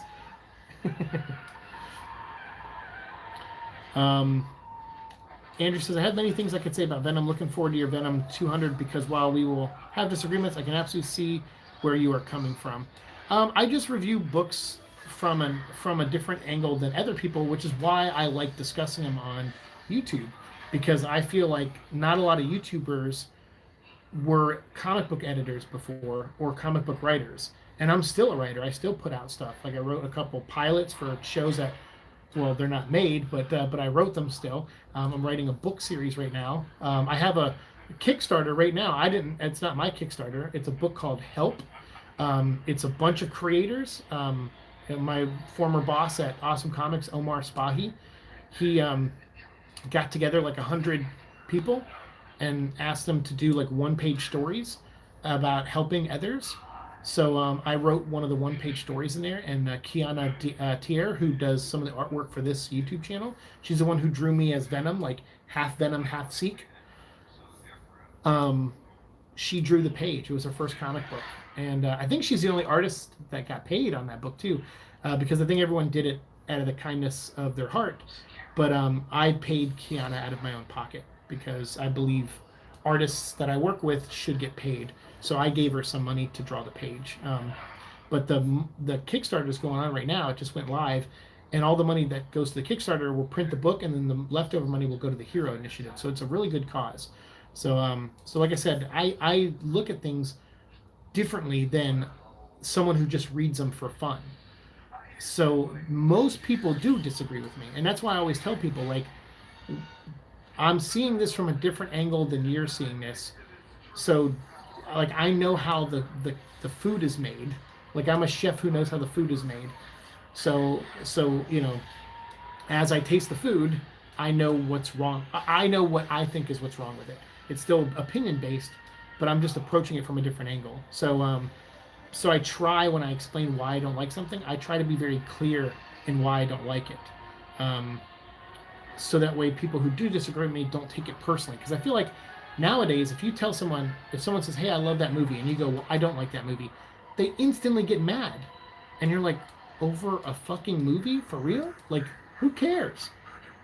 I see disagreements as a way to have conversation. But we are not trained by social media to do that. We are trained to argue when someone thinks differently than you. And I just don't like that. That doesn't lead to discourse. That doesn't lead to happy medium or compromise.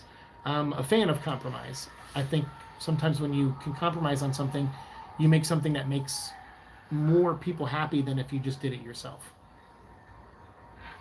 I see the value in it. So yeah, but I mean, people do disagree with me all the time. But yeah, my Venom 200 review, I point out the things I like in it, but yeah, I mean, it's a waste of money. I wanted my money back for Venom 200. My friend asked me, he's like, what did you think of Venom 200? I said, I want my money back. It was not worth $10. Doesn't mean it's a completely shit book. It's just not worth $10 to me. A glowing mask sounds like that would have made it hard for you to see. Yeah. Yeah, in the comics, yeah, his mask is glowing outward, but yeah, still you would have trouble seeing too. You're right. But that's what he does in the comics. His mask glows. Waller's past in Suicide Squad is tragic. Totally explain why she's tough as nails and obsessed with control. True. But putting that little seed in here does nothing for the character, because then they don't touch on it again anymore. Actually, I don't even know if we see Amanda Waller anymore the rest of the movie, or maybe one more time, but that's it. But this scene I really like, where Hal really does not believe in himself. Um, I think that's what's great. And what she says about, you don't think your dad ever felt fear? Well, he did. Every time he got into that plane, he felt it. And he still flew anyway. I think him hearing that is what like helps loosen whatever doubt he has. Because I think at this point, Hal is in that point of your life where you start really beating yourself up every time you mess up. And that's what I liked about their approach to Hal in this story, is that he's like in his 30s, and he's like, everything I do, I'm not where I'm at career wise. I don't have the girl. I don't have any friends really. You know, like I'm nobody. I'm a guy who's probably a day away from just getting in a plane crash and dying, just like my dad. And maybe I'm okay with that. Like that's kind of their approach to Hal in this, and I like that. It feels very Hal Jordan ish. I do hate seeing Cartoon Network's obsession with toy sales. As someone else said, Cartoon Network, you are not a toy company. Stop trying to be Hasbro. No shit. Like, they'll be like, hey, because that's the thing is they overspend on some of their shows, hoping that the merchandise will help make up that money, and they don't. That's why they're so obsessed with the toy sales. So they'll actually, like I said, they'll overspend on a show sometimes, thinking it'll work itself out, but it doesn't. And yeah, and then like I said, they literally said toy sales were awful, but I'm like, what? I'm a Green Lantern collector. I bought all the toys for this movie. Don't you think if there was a Green Lantern cartoon series of toys, I would have bought them? But there weren't. There was just like the little Happy Meal toys.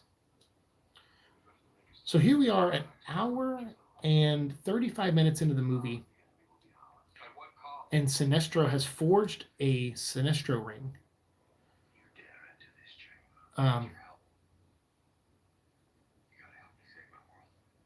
And I like this, that he literally is like, look, I'm pleading with you. Like, I'm begging almost. So this little speech he gives is, even though the CGI is terrible, it's a pretty good one.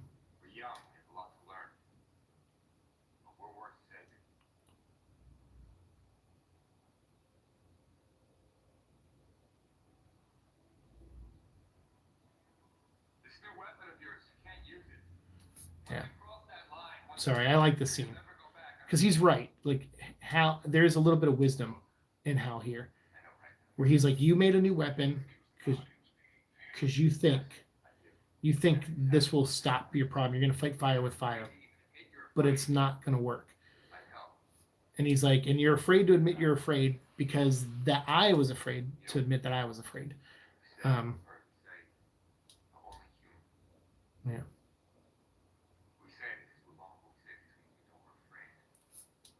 Yeah, I don't know who wrote the scene, but they brought their A game compared to the other scenes in the movie. It's a good speech. Not a huge fan of Hal, but the Rebirth comic made my favorite line. No matter what you put on the ring, you say the oath. Yes. Yeah, Hal and Rebirth is good. I like Hal. I definitely was a bigger John Stewart fan growing up. Mosaic was one of the first Green Lantern stories I read, and it focused on John Stewart. I think I'd read an issue or two before that starred John Stewart. I think my memories are shit for that.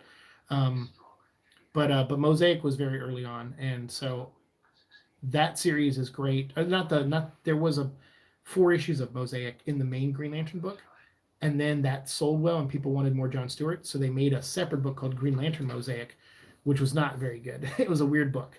But it still starred John Stewart, so I like it. But Hal getting the white templates and then becoming Parallax and all that stuff, I thought that was really creative and neat. And then bringing in Kyle was neat too. And although I didn't really like Kyle at first, he reminded me a lot of Wally West, where Wally West became Flash after Infinite Crisis, or Crisis on Infinite Earths. I didn't like him that much either as Flash, but he grew on me. Like a year or two later, I was like, okay, Wally West is a badass.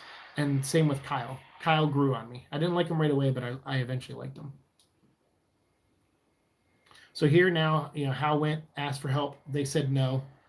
So he said, all right, well then before you try your weapon, let me at least go save my world. Give me a chance, even if I die fighting. Like, at least give me time to fight. And again, if you're not going to use the core in the final battle, why have them? Why set them up in the movie? Now they seem like a bunch of like pussies who sit back and just are willing to let Earth get destroyed.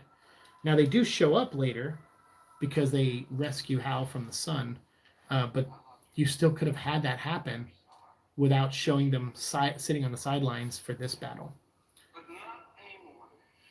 So again, this movie, Green Lantern. Second movie, Green Lantern Corps. It just, to anyone with a brain, that makes sense.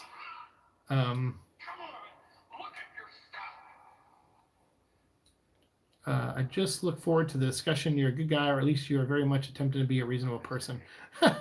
yeah. I try to be fair, but I'm always honest. You know, like I can't help when I can see through bad writing and lazy writing.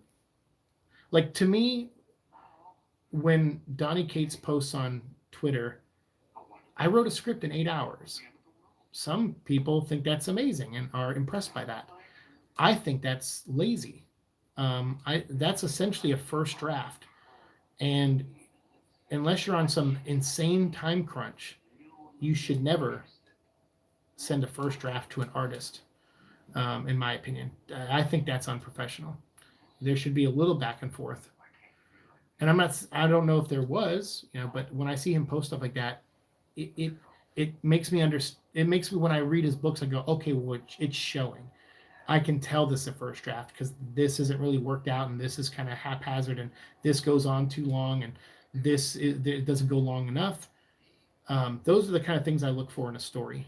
I don't go. A lot of people read stuff and go by how they feel at the end of it, and I'm not always like that.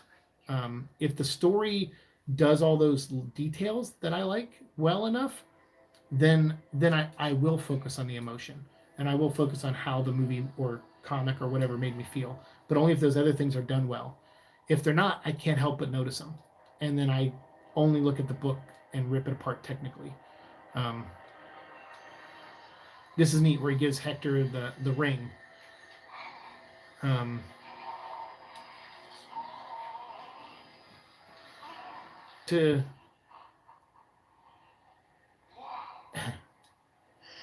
He knows it's not going to work, although he just made it work.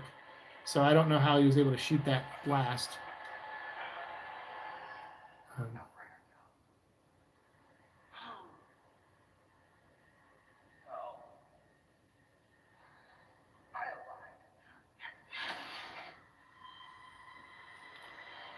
Yeah.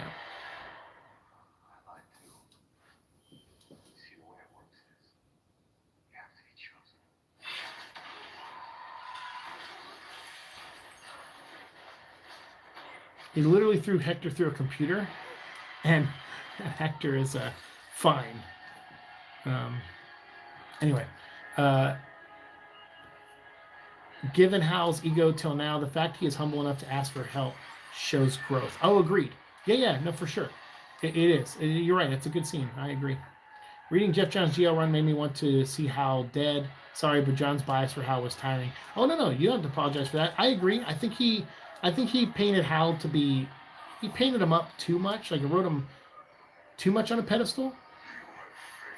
And I kept hoping for a misdirect. I kept hoping he was going to subvert expectations and give, like, Jon Stewart or Guy Gardner or Kyle the big moment at the end.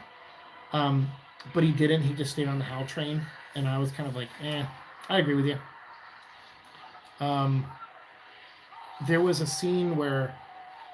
that I think Jeff wrote it right after Sinestro Corps War, where Jon Stewart's sitting on a rock, and he's in the rubble of Xanshi, that planet that exploded, that he feels responsible for, and he's sitting on one of the rocks, and he's looking at the ring, and he goes, okay, rebuild the planet. And the ring says to him, your willpower exceeds the limit of this ring. Basically saying that his willpower was so strong he could not make the ring do what he wanted. That Jon Stewart was stronger than the ring. And that was such a cool moment. I thought that was going to pay off at the end, and Jon was going to be like the one who saved the day or stopped someone or beat Necron or, fought the first Lantern. I thought it was going to be something big with Jon, and he never really got that payoff from that moment. So I agree with you about Jeff. I think he latched on to Hal a little too much. Having a scene with Hal and Sinestro having a heart-to-heart would have hit a hell of a lot different if the core hadn't been involved till now. Sinestro has seen the core as weak. Yeah, right? I agree. I think it would have been. I think it would have been. If it was just Hal and Sinestro up to that point, and then Hal going and asking for that help, yeah, you're right. I think it would have played a lot better. Did you ever see the Half-Life Alyx speedrun? I posted a link in the comments on your No Commentary RE8 video, but you took the video down right after. Yes, I did watch some of that. I didn't take... Yeah, I took the... No, the video went private. I think... I made it private for like a month because I wanted to download it and I just kept forgetting to. So no, I think I did go back and watch that. I think you did send that to me. Because but I did delete it now. The video's gone now. But I had it private for like a month because I wanted to download it. It's that footage without the audio. It plays during my Res Evil Retribution commentary track, which I haven't uploaded yet because I had to re-record it. So you'll see that footage again. But yeah, I'm sorry I did delete the video eventually. But it was up for like a month in private. So I did see the link. I can't remember why you sent it to me though. Like, I can't remember. I can't remember why you sent it to me. We were talking about something. Because that's like the ridiculously short speed run, right? Like it's, I mean, obviously because it's a speed run, but I feel like it was like really short, if I'm remembering correctly. Because I think after I watched it, like 4 other speed runs started popping up in my feed. It was like the other day I watched a video of 2 trucks being towed out of a parking lot that said no parking. And now a bunch of tow truck videos show up in my feed. So I think I started seeing a lot of speed runs after that. So here's Subway product placement. Because, when you make a movie, the studio doesn't have $200 million to make this movie. They got to go get it from, product placement and investors and things like that. Like that O'Keefe Place Hotel. Notice how that's not covered. The sign isn't covered by Parallax. So this is how, now that Hector Hammond has been sucked in by Parallax, so now again, Hector Hammond doesn't even have a cool death. He's gone out of the script now. So now it's Hal versus Parallax. This scene where Hal's holding Parallax back with the ring, and he's saying the oath, that's a good scene too. The CGI is not that good, but the scene is not bad.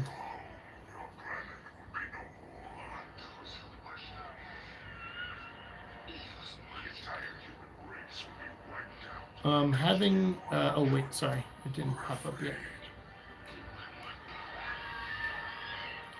VC says, it's not super long, but I brought it up then because it's a VR speedrun, and I think it's unique to see a guy crawling and running around his room. That's what it was. That's right. That's what it was. Because I was like, wait, I was trying to think. I was like, what happened at speedrun? That's right. It was someone who was doing it in VR. I do remember that. So yes, I did watch that. Half-Life, because we were talking about Half-Life as well, I think, when I was playing Res Evil. Because I played Half-Life. Post-ANEURYSM, I played Half-Life. At my friend's house in South Carolina. And it was fun. We played, because is that like Orange? What's the name of that company that made it? And then they went on to make Portal, right? Was it Orange Box or something? So this is how, using his brain, he knows he can't physically fight this thing. So he lures it into space and then eventually gets it to get sucked into the sun, which is clever. The downside is it's not visually, you want a little bit more of a battle when you're fighting, right? Like in your final battle scene in a movie. So this reminds me a little bit, or Doctor Strange reminds me a little bit of this. Remember Doctor Strange, he could not beat Dormammu physically or with his powers. So he was just like, all right, well, I'll just outsmart it. And that's what Hal does. Hal plans to die here. He's like, all right, I'm going to lure this thing to the sun because it doesn't know that the sun's going to pull it in. But Hal comes up with this cool idea where he creates 2 airplanes to hold him and to try to pull him away from danger. So without fear, he flies right at Parallax and goes right around him. And I think it's clever. It's really clever. I would have liked to see them fight a little bit more before he resorted to this. But we couldn't have more in this final scene because they spent money on Hector Hammond scenes. This is neat. So Hal's just sitting there with 2 jets, and Parallax can't hurt him. He's getting sucked in, and his energy is like waning because Hal's not afraid. I like that. And then Hal removes the straps. Boom! Like I said, he'll make a big fist. He's not the most creative guy. But Hal Jordan single-handedly destroys Parallax and saves his world. But he used up, all of his will pretty much. So now he's just falling he's getting sucked in by the sun. But I like that scene. I think it's clever. It's normally these superhero movies do end in big dumb fights. I would have liked to seen a little bit of a big dumb fight before he did the smart thing, is all I'm saying. Just so you can appease both crowds. A good moment to have Hal saying the oath would have been better if Parallax as a giant bug would have made it better. I agree. Parallax as a cloud monster doesn't work. Visually, he just looks stupid. But a giant space creature looking thing would have been really awesome. Valve made Half-Life. That's right. Valve. That's right. Orange Box. Oh, so yeah. Half-Life, Orange Box, IRC. That's right. Team Fortress and Portal. Yeah, I think I had that. My friend had that bundle, so we would play that. Yeah, Valve made Half-Life 2, Portal, Team Fortress 2 were all part of the Orange Box. Okay. Yeah. Okay. So I remembered kind of correctly. That's good. My brain's not fully given up on me yet. I like this. Sinestro accepts Hal.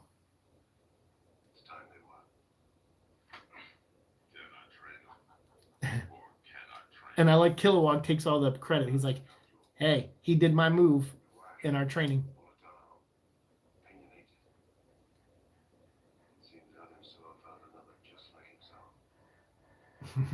That's I love that line. When he's like, you're kind of a dick, you're opinionated, you're hot-headed, just like Abin Sur. And I'm like, that's so good. Because we don't really get a lot of Abin Sur in the origin of Green Lantern. You don't really get to know much about him. So right there we got a little bit of, okay, he was a lot like Hal, which is cool. All right, so here we go with I think back on Earth, he's going to return and see Carol now. She's even wearing a green dress.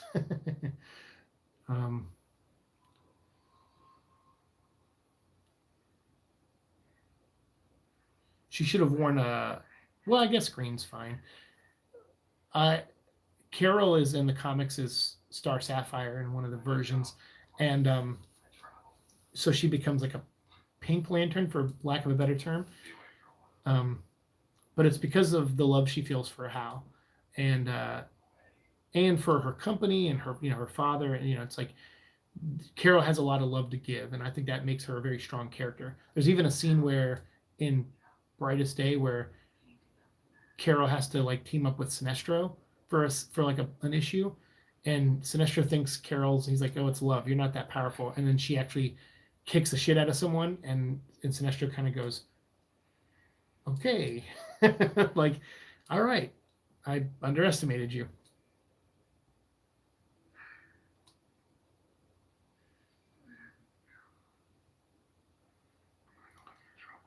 Fun science fact: our sun emits most of its light on the green part of the green part of the spectrum.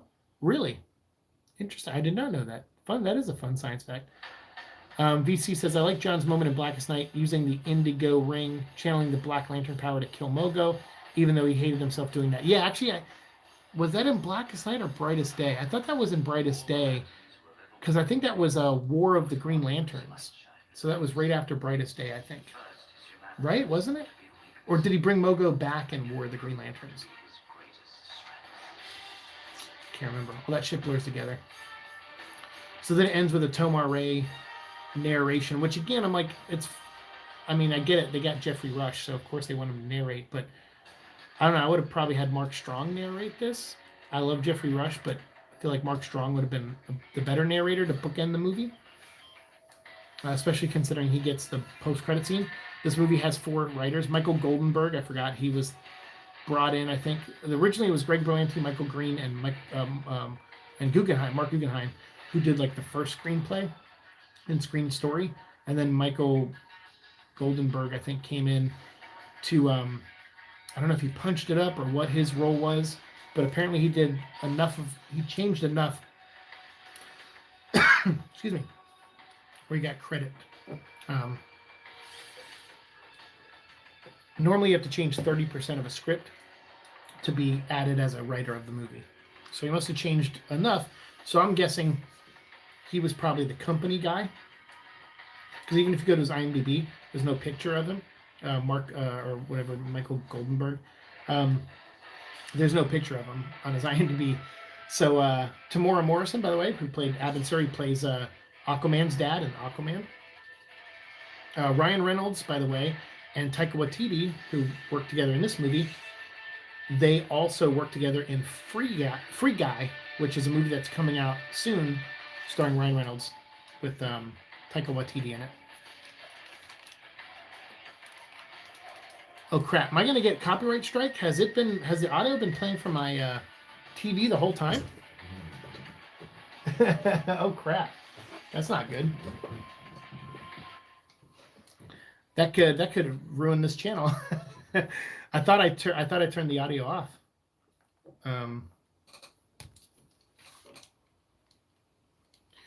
Dang. Yeah. Has the audio been playing? Hey, could you hear the audio from the TV the whole time, guys? That sucks, because normally when I plug the headphones in, the audio just comes through the headset. But I guess the TV was still playing. Holy crap. That sucks. Because I think that means this video will be taken down. Probably.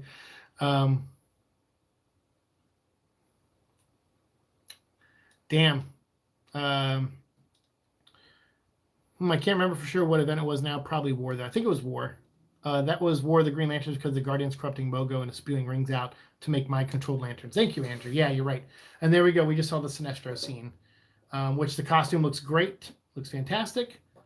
Would have been cooler to see earlier in the movie instead of Hector Hammond.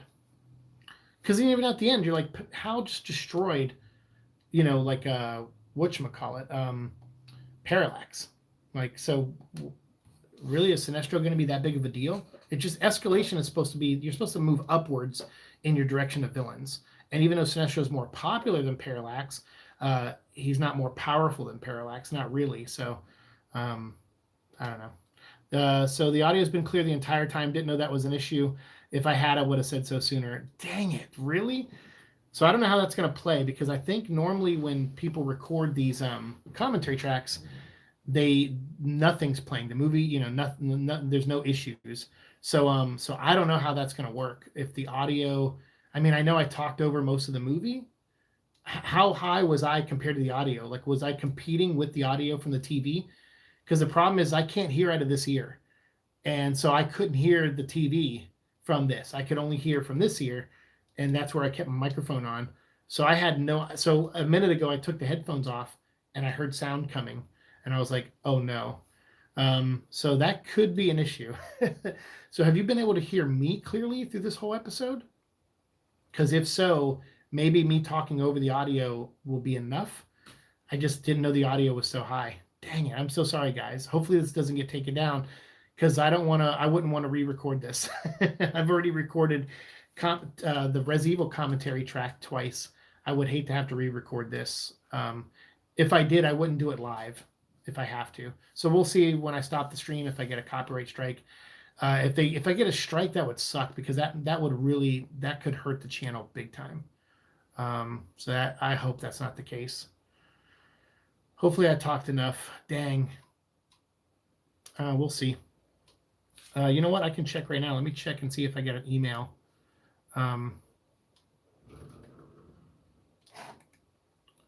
Let's see if I got an email. And let me go back to comments while my email's loading.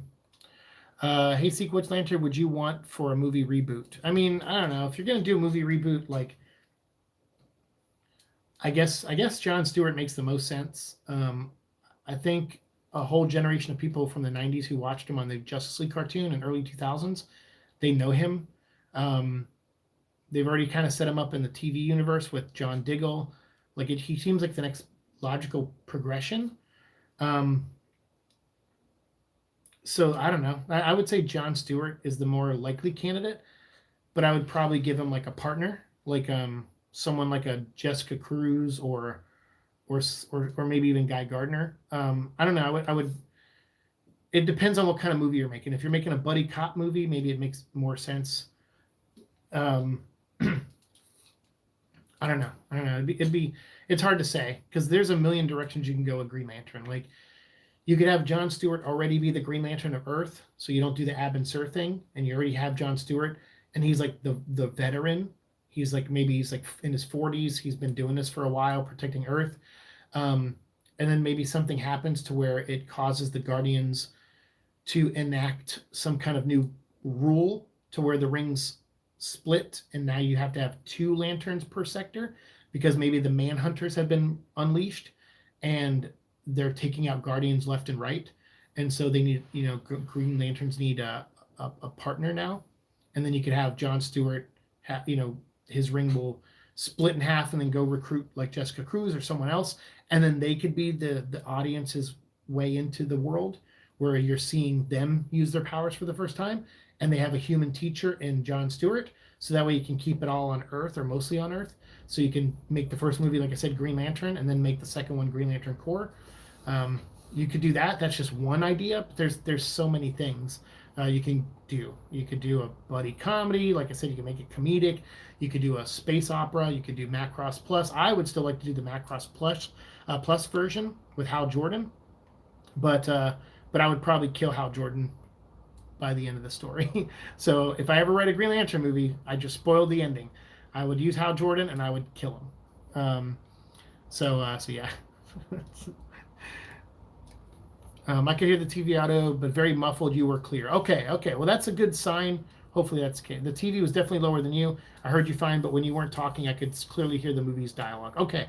Maybe that's good enough to not get in trouble. Let's see. I just got an email. So let's check. YouTube.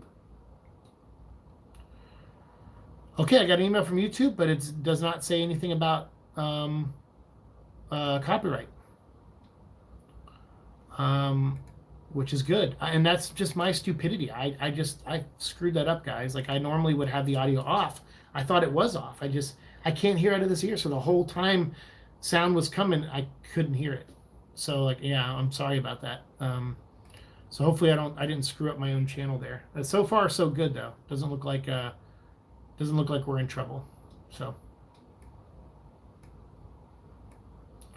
but thank you guys for letting me know now that I sounded more clear than the audio. That's good.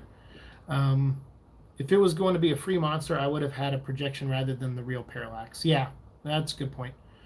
VC says, I do remember people thinking DC was whitewashing Green Lantern when they cast Ryan Reynolds, since they were only familiar with Jon Stewart. That's the thing, is like, yeah, people were. They were like, oh, you're whitewashing. It's like, it's not a black Hal Jordan. It's Jon Stewart. It's not whitewashing at all. Jon Stewart's black.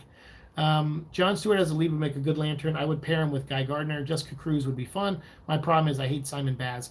Yeah, I don't hate Simon Baz, but I certainly, out of all the Lanterns, the newer ones too, especially, he's a little lower, and as far as my interest in him goes, I think it was neat at the time he came out. It was like a lot of turmoil in the Middle East, and it was a guy who was like from the Middle East who has different values and was trying to do the right thing. I can appreciate that kind of story and that kind of character because it gives a different perspective on things. But to me, he was like another soldier also, and I was like, the Green Lantern Corps already has soldiers and already has non-soldiers, so I guess you were damned if you do and damned if you don't. But I would like, if you do John Stewart, since he's a Marine, I would like to play that up in the story, and then he has to train a rookie, um, and you could really have that could be interesting. It could be a good dynamic. Someone with no military background who's agoraphobic and who's afraid of going outside, like Jessica Cruz, that could be fun. Or you have Guy Gardner who has no, gives zero fucks basically. Sorry for my swearing, but he does not care about authority or rules. He just wants to get drunk and get into bar fights, and he's got a new ring, so he's like a kid with a new toy, and he's not really disciplined, and that could be a fun contrast to John Stewart also. Um, but either way, whether it's Guy Gardner or Jessica, if you're going to do a team up story, those would be the two I would use. I would make John Stewart the veteran, and I would be either Guy Gardner, like a younger Guy Gardner, or Jessica Cruz be the one he has to, uh, train, because I think both of those characters would give John Stewart a challenge. They wouldn't be easy to train. Is basically what I'm saying. Would you prefer another CGI outfit or the real suit? No, it's got to be real. Hey, what's up, Tariq? How's it going? It has to be real. You weren't here earlier then when we talked about that. It has to be real and enhanced by CGI. But no, it has to be real. You got to make a real suit because that's just too much fucking work for animators to do. Like, I hate when one side of a production puts in less work and makes the other side do more. Like having Ryan walk around in a gray suit and CGIing the thing over his face and the suit later, that's too much work for the animation. And I know it's too much work because this movie had to spend an extra $9 million and bring in more animators to get the movie done before release time, and it still didn't look that good. So it was clearly too much work. That was the problem. So to me, I would have done real suits. And the Tomar Ray and Kilowog, I would have made those practical effects too. Like, I think they tried that. They spent money and built like a Kilowog suit, I think, and they just didn't like how it worked. But I'm like, build the suit, have someone walk around in it and just CGI his head. Use CG to enhance the physical. Like, that's what CG is there for. It's to fill in the gaps. It's not to this movie, every time they went to Oa, it was like watching the Star Wars prequels. It was just people in a green screen room, and you're like, it's just so lazy. It's so lazy. Macross Plus, can you please give me the too long don't read on that? Or was that what you just described? Macross Plus is, yeah, you have to go back and watch earlier when I talked about it for the longer version, but Macross Plus is an anime set in the Robotech universe. And it's about two pilots who are test pilots like Hal Jordan, and they're competing, and then they're not only competing as pilots, but there's a girl that they both are in love with that they're kind of get reacquainted with, and she's kind of the linchpin that holds the story together. But the main character, Osamu Dyson, he's very much like Hal Jordan, and that movie was like, that anime is like Top Gun, but as an anime, and that's what I would probably do with Green Lantern. I would probably make it like, if it's going to be set on Earth, I would make it more like a Top Gun style movie with superpowers, and then build to the space opera that it becomes, which that's what happens in Macross. Macross is like 2 parts. There's like 4 movies to it, like 4 1-hour movies, and each movie escalates. Like, it's like the first part is the Top Gun stuff, and the second part they start introducing Sharon Apple, the AI that turns evil, and then the third part you start getting into those two things coming together, and then the fourth part is the big finale where it's like, shootouts in the sky and stuff. It's pretty awesome. So yeah, go watch Macross Plus. I'm not a big fan of a lot of animes, but that one is phenomenal. Well, that caused a blood pressure spike. Yeah, it sure did. Just ask the stream to help you confirm audio when you start. Yeah, there you go, for sure. And I felt like the Simon Baz wasn't unique at all, and his origin story was tied to 9/11, which doesn't mesh well with comic book time. I mean, that's kind of how it is. It kind of dates him into something to where you're immediately going to have to retcon that later or make him older. It just, you're right. So yeah, I don't know. I mean, Simon Baz, I see potential in that character, but I don't think anyone has found that potential and wrote it well yet, in my opinion. Tron Legacy built sets and suits and used CJ to enhance and expand, but there was a what amount of practical? in a movie set in a computer.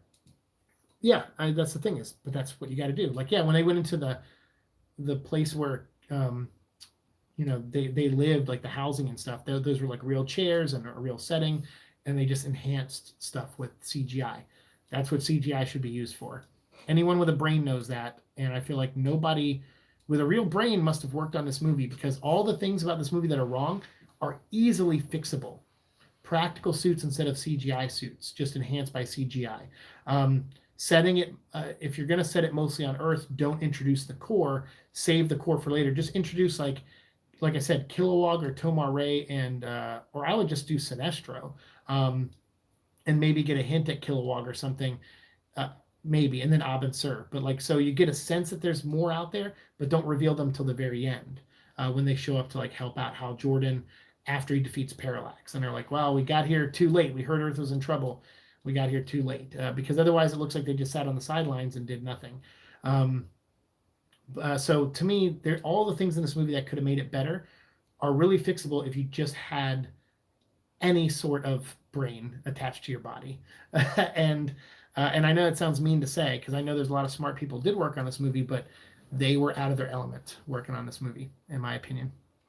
I remember Simon escaping the Just League using a bunch of car constructs, maybe make him a racer. Oh, that'd be cool. Street racer. Do you think we need a standalone DC animated movie for Green Lantern? I think it could be good. Well, we've had 2 already. So yeah, I would like another one. But the problem is, like I said, the brand name took a big hit when this movie came out. Because this movie, they had First Flight was already made, and they were already working on Emerald Knights. So, and then they were working on the cartoon. But once that cartoon ended, once Emerald Knights came out, we got pretty much nothing with Green Lantern. I mean, I'm surprised when they did the Justice League New 52 movie, I'm surprised they put him in the movie. They put Hal Jordan in the animated movie, and I was like, hey, thank you. Like, thanks for putting a Green Lantern in this movie, because I didn't think they would. I thought he would have been an easy character to cut out. And especially when I heard they were putting Shazam in that origin movie, I thought, oh, for sure they're going to get rid of Green Lantern, but they kept him. I was surprised. But in that New 52 animated universe, Green Lantern never got a solo movie. So, yeah, I think the brand just took a big hit after this movie, and Warner Brothers lost faith in this property. But I think Green Lantern's a great idea. And the cool thing about Green Lantern is there's a lot you can do with it. You could, like I said, you could make a space cop story. You could do a period piece. There's a great comic book called the Traitor Trilogy, where Abin Sur is in the Wild West, and he's hunting an enemy called Traitor, who comes to Earth from space. And then he beats Traitor, but Traitor gets away. And then Traitor comes back 100 years later and meets Hal Jordan and has to fight Hal Jordan, and then loses to Hal Jordan and gets away. And then finally he comes back a third time after Hal Jordan is dead and has to fight Kyle Rayner. And Kyle Rayner is the one who finally beats Traitor for good. And I thought that trilogy was awesome. And it was set during different time periods, and you got to actually get an Abin Sur story, and you see that he's been the Green Lantern of Earth since the Old West days. So he's been guarding over Earth for like 100 years. And I'm like, hey, that's pretty badass to know. That's some good DC trivia lore there. So I don't know. I think you could do a lot of things with Green Lantern. You can make it a space cop story. You could make it a Macross Top Gun story. You could make it a buddy cop story. It all depends on who you cast as Green Lantern, which Green Lantern you go with, and that already makes it a different kind of story. And I think that's what's so rich about this universe, and what's so shitty that this amazing franchise is in the hands of just some of the most untalented people in Hollywood. Warner Brothers is just, they make me pull my hair out. It's really hard because I love DC more than Marvel. But as I joked on not Twitter, but on Instagram the other day, I said, yeah, I get embarrassed sometimes being a DC fan because Warner Brothers just constantly makes bad decisions with those characters in a lot of ways. And it's frustrating. So that's why, like, when something good comes out, like Superman and Lois, I kind of like that show. But the newest episode felt very CW to me. The 9 episodes before it have a little bit of melodrama in it, but I think it's fairly smartly written for some of the scenes, like smarter than I originally gave it credit for. And I thought it was on a good path of being a good show. And then episode 10 came out, and I'm like, all right, this feels just like dumb CW shit. So now I'm worried about Superman and Lois. So I feel like you can't have nice things in the DC universe. They don't last long. because of Warner Brothers, and that's a shame because I think they have the best characters in fiction in the DC universe, and they just don't know what the hell to do with them, and it's heartbreaking. A rogue guardian as the villain works, and then expand as the end with Hal being some of your words I'm unable to read. I think your phone is, if you're writing on your phone, it's overcome. There we go. Overcome going evil and nearly cost me my world. Why should I listen to a whole bunch of you? The concept of will lends itself to a bunch of story potential because finding it to overcome fear is a thing. Yeah, no, for sure. Like it's a big thing. Like I just said in my video the other day, my mom, like just overcoming fear of an abusive husband who threatens you, and my mom still fought back and saved me and my brother. Like that takes some real guts and some real willpower, and it's hard sometimes to make a choice to stand up and do the right thing sometimes, even if it's not a physical thing, just to stand up and speak about something or talk or join someone who's being beaten down in some way, physically or emotionally. Like willpower is a tricky thing to like master and to embrace, because it's easier to do the opposite sometimes. So I think that is very translatable into a movie, and I think most people would relate to that if you made that the like part of the focus or the theme of the movie, and not do it in like this kind of way.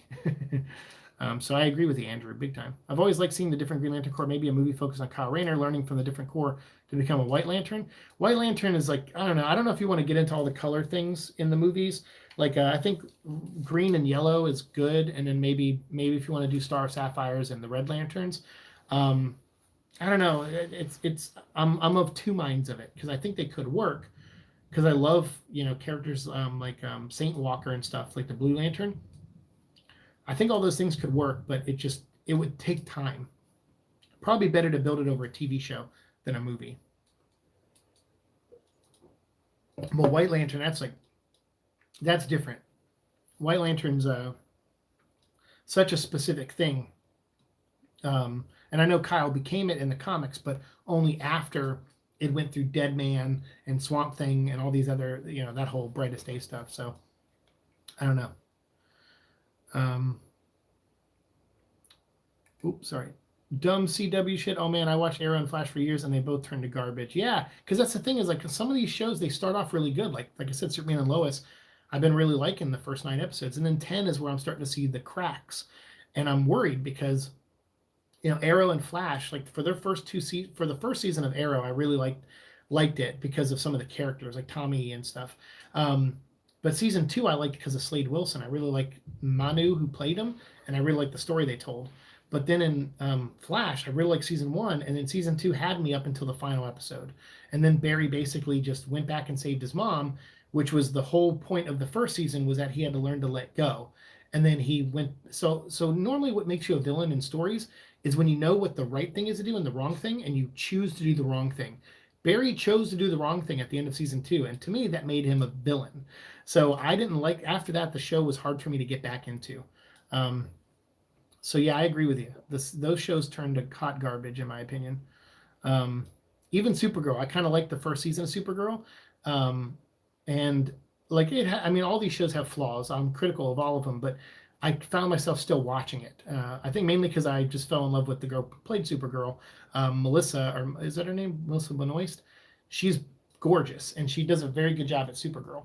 So I was tuning in, but then season 2 started to lose me a little bit, and then season 3 completely lost me, and I was like, okay, I'm kind of done watching this. I remember when I hinted at Savitar's identity in Flash, friend asked me who I thought it was. I answered, it's going to be something stupid, and I was right. Yeah, pretty much. Yeah, it was dumb. I'm sorry for the misspelling. Sometimes the word shapes look close enough. Oh, that's okay. Don't worry, man. No, I figured sometimes when I type on my phone, I'll type in gibberish, and my phone allows it, and I go, what are you doing to me, phone? What the hell, man? Speaking of T-shows and core, where's the Blue Lantern Razor? Yeah, I know. We're never going to get a second season of that show, unfortunately, but all we can hope for Green Lantern as fans is we can hope that the new HBO Max show is good enough that it starts rejuvenating people's interest in that brand again, and then maybe we can go back to having toys again, and and all that stuff, and the comics can maybe sell better or do better. Um, and it was nice as a Green Lantern fan my whole life. Like there wasn't a lot of big moments that where other people liked Green Lantern. So that's the one thing I liked about Jeff Johns that he did, much like what Donny Cates is doing right now with Venom, or what he did with Venom, which is he made Venom massively popular with a lot of people who, for whatever reason, didn't like Venom as much before. Because I saw someone the other day, or not the other day, today, they reviewed Venom 200, and they said they never liked Eddie Brock. They thought he was a stupid character, and that nothing ever cool was done with him. But now they liked him because of Donny Cates, and I'm like, man, that's so crazy because I completely disagree. Like I think there has been a lot of bad Eddie Brock stories, but I find his journey up until the point of Donny Cates' run immensely fascinating. That's the whole crux of our show, the Venom vlog. So it's just difference of opinions, you know. Like I don't take it personally if someone tells me they hate something that I like. I just go, oh, okay.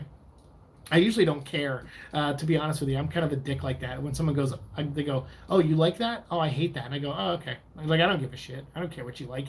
Like it doesn't affect me. But sometimes if I want to have a conversation, I'll go, "All right, well, okay, well, tell me what you like about it," and then and then I'll hear what they like, and I go, "Oh, okay, that's interesting," because to me, I think that helps make me as a creator and a writer too. It helps make me more rounded because if you go through life and you just have your perspective, then it's going to be a very narrow perspective. So I like hearing what people like and dislike in things that I feel the opposite about, because it makes me think about it. Like there's been a couple times where I mentioned something that I was doing in Neverland to somebody and talk to them about a scene, and they would say, "Oh, why doesn't this happen?" And I go, "Well, why would that happen? I don't know. I think that's kind of dumb." And they're like, "Well, I think it's kind of cool. Like if this and this." And I would listen to them and I go, "You know what? Yeah, I don't know if I agree with that, but I'm gonna try it." And so like I went and rewrote one of the chapters and integrated some of that idea in, and I put my own spin on it, obviously. But at the end, I was like, I don't agree with this, but maybe that's okay. Like maybe that's okay that I don't agree with this, because I think people, if this person agreed with it, maybe others will. So then I'll email it to a couple friends and say, "What do you think of this?" And some people go, "Hey, I like what that character did there," and I go, "So look at that." So there are people out there that might like this. Okay. I think it just helps you. Unfortunately, it makes you a slow writer, because then you start taking in too much feedback, and you got to get the stuff out there. And I'm definitely notorious for being late on stuff. Um, but uh, but usually I'm late because I set my own deadlines, and I should set more realistic deadlines, and I don't. But if I have to do something like monthly, and like when I had to do that screenplay, or that play for the teleplay for the not a teleplay, I guess, the script for the pilot that I wrote, they were like, "Here's your time frame," and I turned it in early. But when I turned it in, it was like the 8th draft, and I still was early, and they were like, "Holy crap, you already done?" And I'm like, "Yeah, but I mean, it was like 6 weeks." Um, but they were like, "We're giving you like 8 weeks or something," and I turned it in like 6. But during that 6 weeks, I would send pages in to get notes on, and then rework those, and then go on and keep going. So, like I said, by the time it was fully read by somebody, it was like finished. It was like really polished. Um, so I'm already drafting my thoughts on Venom 200. I have parts I like, but it felt that's it, and yet it does stuff I like too. That's how I am. Like that, you might like my video then. There's a lot of my that sounds about what I said. I was like, there was some stuff I liked in the final issue. I liked, again, I always come back to concepts. Like I liked some of Donnie's concepts, but I hate some of his execution. The book has a lot of lazy execution, I feel. I feel like you could trim 25 pages off of it and charge $6.99 for it instead of $9.99. But I'll get into that in tomorrow's episode. But you might, but I also felt a little like that's it. That's how this ends. I felt a little bit of that too. But you'll see more of that.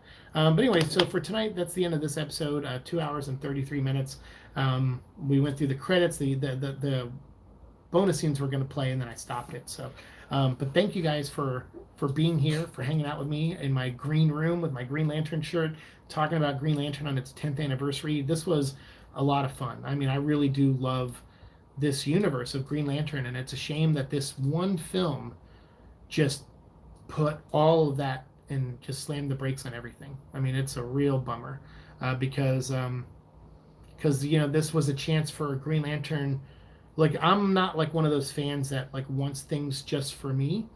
I understand you have to translate things for a mass audience when it goes to a movie, and I want that. I want that to be done because I want more people to like the stuff I like. My mom said ever since I was a kid, I would play by myself a lot. I would sit in a corner and read a book or play with my toys and do all the voices, and come up with stories. And my mom was like, all you just wanted friends to like play those things with you. So when you met friends and made friends who played video games and read comic books, like, because that wasn't that very cool when I was a kid, it wasn't a very cool thing to do. So when I made friends that did that, my mom said you became more extroverted, and you became more happy essentially as a person. And it's true. Like when I love something, I want others to see what I love about it and love it too, or hope they love it too. Um, and this was the chance. Like Green Lantern the movie was the chance to see like something I've loved since childhood, to see everyone else love it too, and nobody did. so it broke my heart. I was like, man, that sucks that this movie couldn't have been better, because it deserved better. This character deserves better, and the universe does. And I think it's a mistake to hire the same guys who did this. I don't care how much they've grown as storytellers or how much better they've gotten at stuff. They had their chance, and that to me they dropped the ball. I don't know if I'm excited for the HBO Max show because Berlanti and Guggenheim are on it, but that's out of my control. So I'll just have to sit back as a fan and see what happens. So we'll talk about that whenever that happens. If they ever do that show and it actually does happen, I will definitely do reviews of each episode for sure. But thank you all for being here. You guys have a good night too. VCX, Andrew, everyone who popped in, the 12 thumbs up.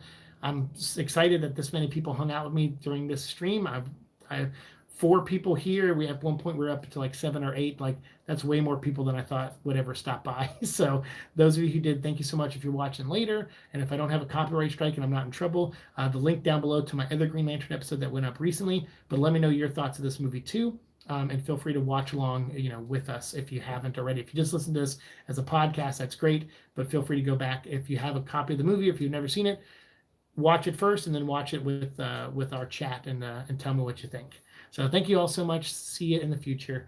Peace.